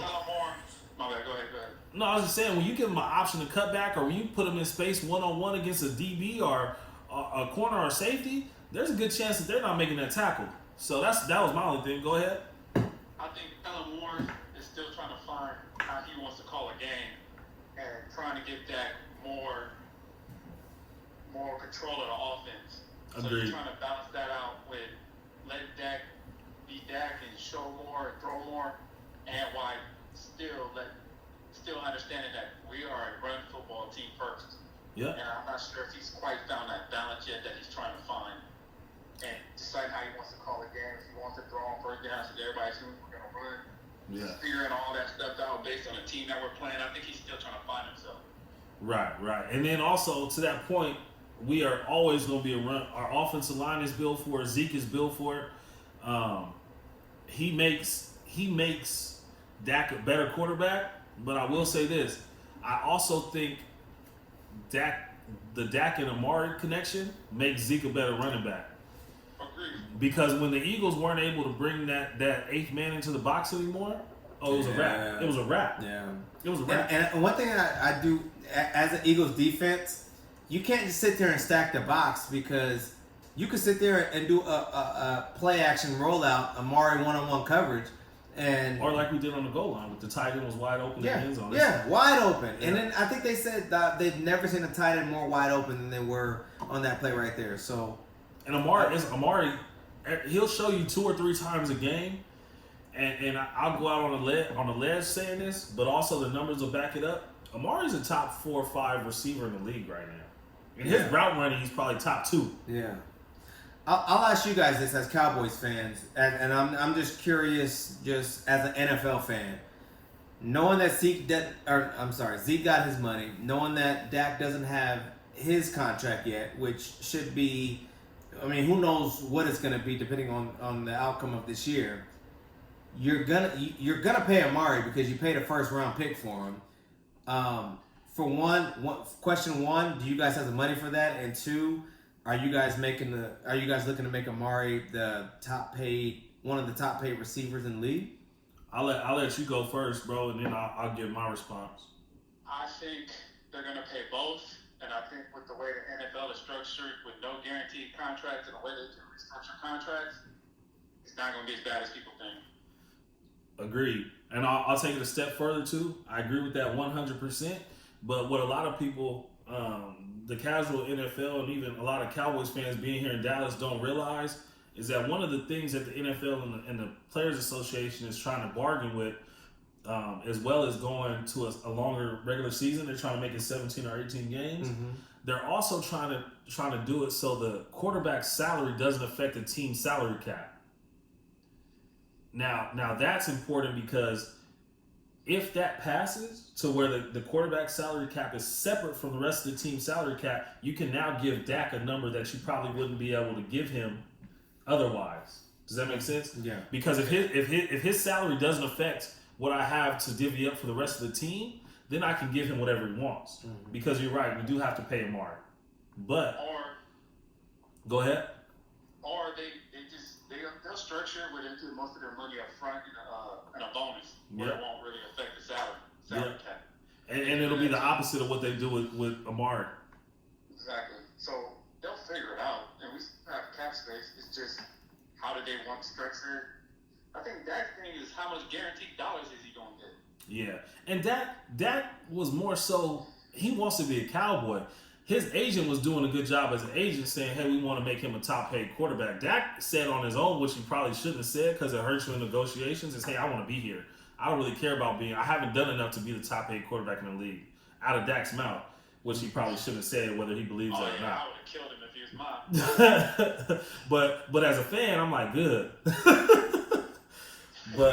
But bro, we appreciate you, man. We about to end this thing. Appreciate you giving us some time, man. I know you wasn't expecting the call, so. I'm happy to be on the podcast, and I love y'all podcast. Y'all keep it going. Appreciate you, man. I'll hit you up, bro. All right, bro. All right. right, yeah. So I mean, we had some good talks. We had some. We had a guest. We will start getting more guests on. I think it's a good addition to the podcast, to where Dre will get you on soon. But if you want to talk about the Cowboys, you only have a minute. We the boys. But yeah, we'll definitely get everybody on. We want to have. We had a 49er fan on, a 49er and a Raider fan live with us. But we had a 49er fan call in, and we will soon get everybody on it. Well, not everybody, but as many people as we can on. We want to get all type of fans on from different teams, football, basketball, whatever your topics are. We want to be able to chat with you and all that. So yeah, we will keep this thing rolling pretty soon. So one last thing before we go, we don't talk much about baseball on here. But I know Game 2 just took place, and the Nationals are killing, bro. The Nationals up 2-0 on the road against the Houston Astros. I know we in Texas, but Astros just beat my Yankees. So let's go Soto. I call Soto to be the MVP, the young boy. So we'll see if my prediction pays off. Big shout out to Steven Strasburg, San Diego kid, man. Go get you a chip. And shout out to my boy Marquise, Family First. Appreciate the gear, love you, bro. I think that's all we got, man. Yeah, man. Family First, man. Family First clothing. If you like shirts like this, Family First, hit me up. We'll get you. I'll get you plugged in. All right, man. Looks like that's it, man. You want to say your piece? Well, are you gonna say like follow us and this and that, or? Oh yeah, follow us across all platforms, man. Instagram. The last episode wasn't on YouTube just yet. I'll throw it on there anyway, just so we have them all on YouTube. But Facebook, Instagram, YouTube, Marlon vs. Marlon podcast, famous hand rubs. Man rubs. But that's all we got, man. Appreciate y'all joining us today. Peace. We out.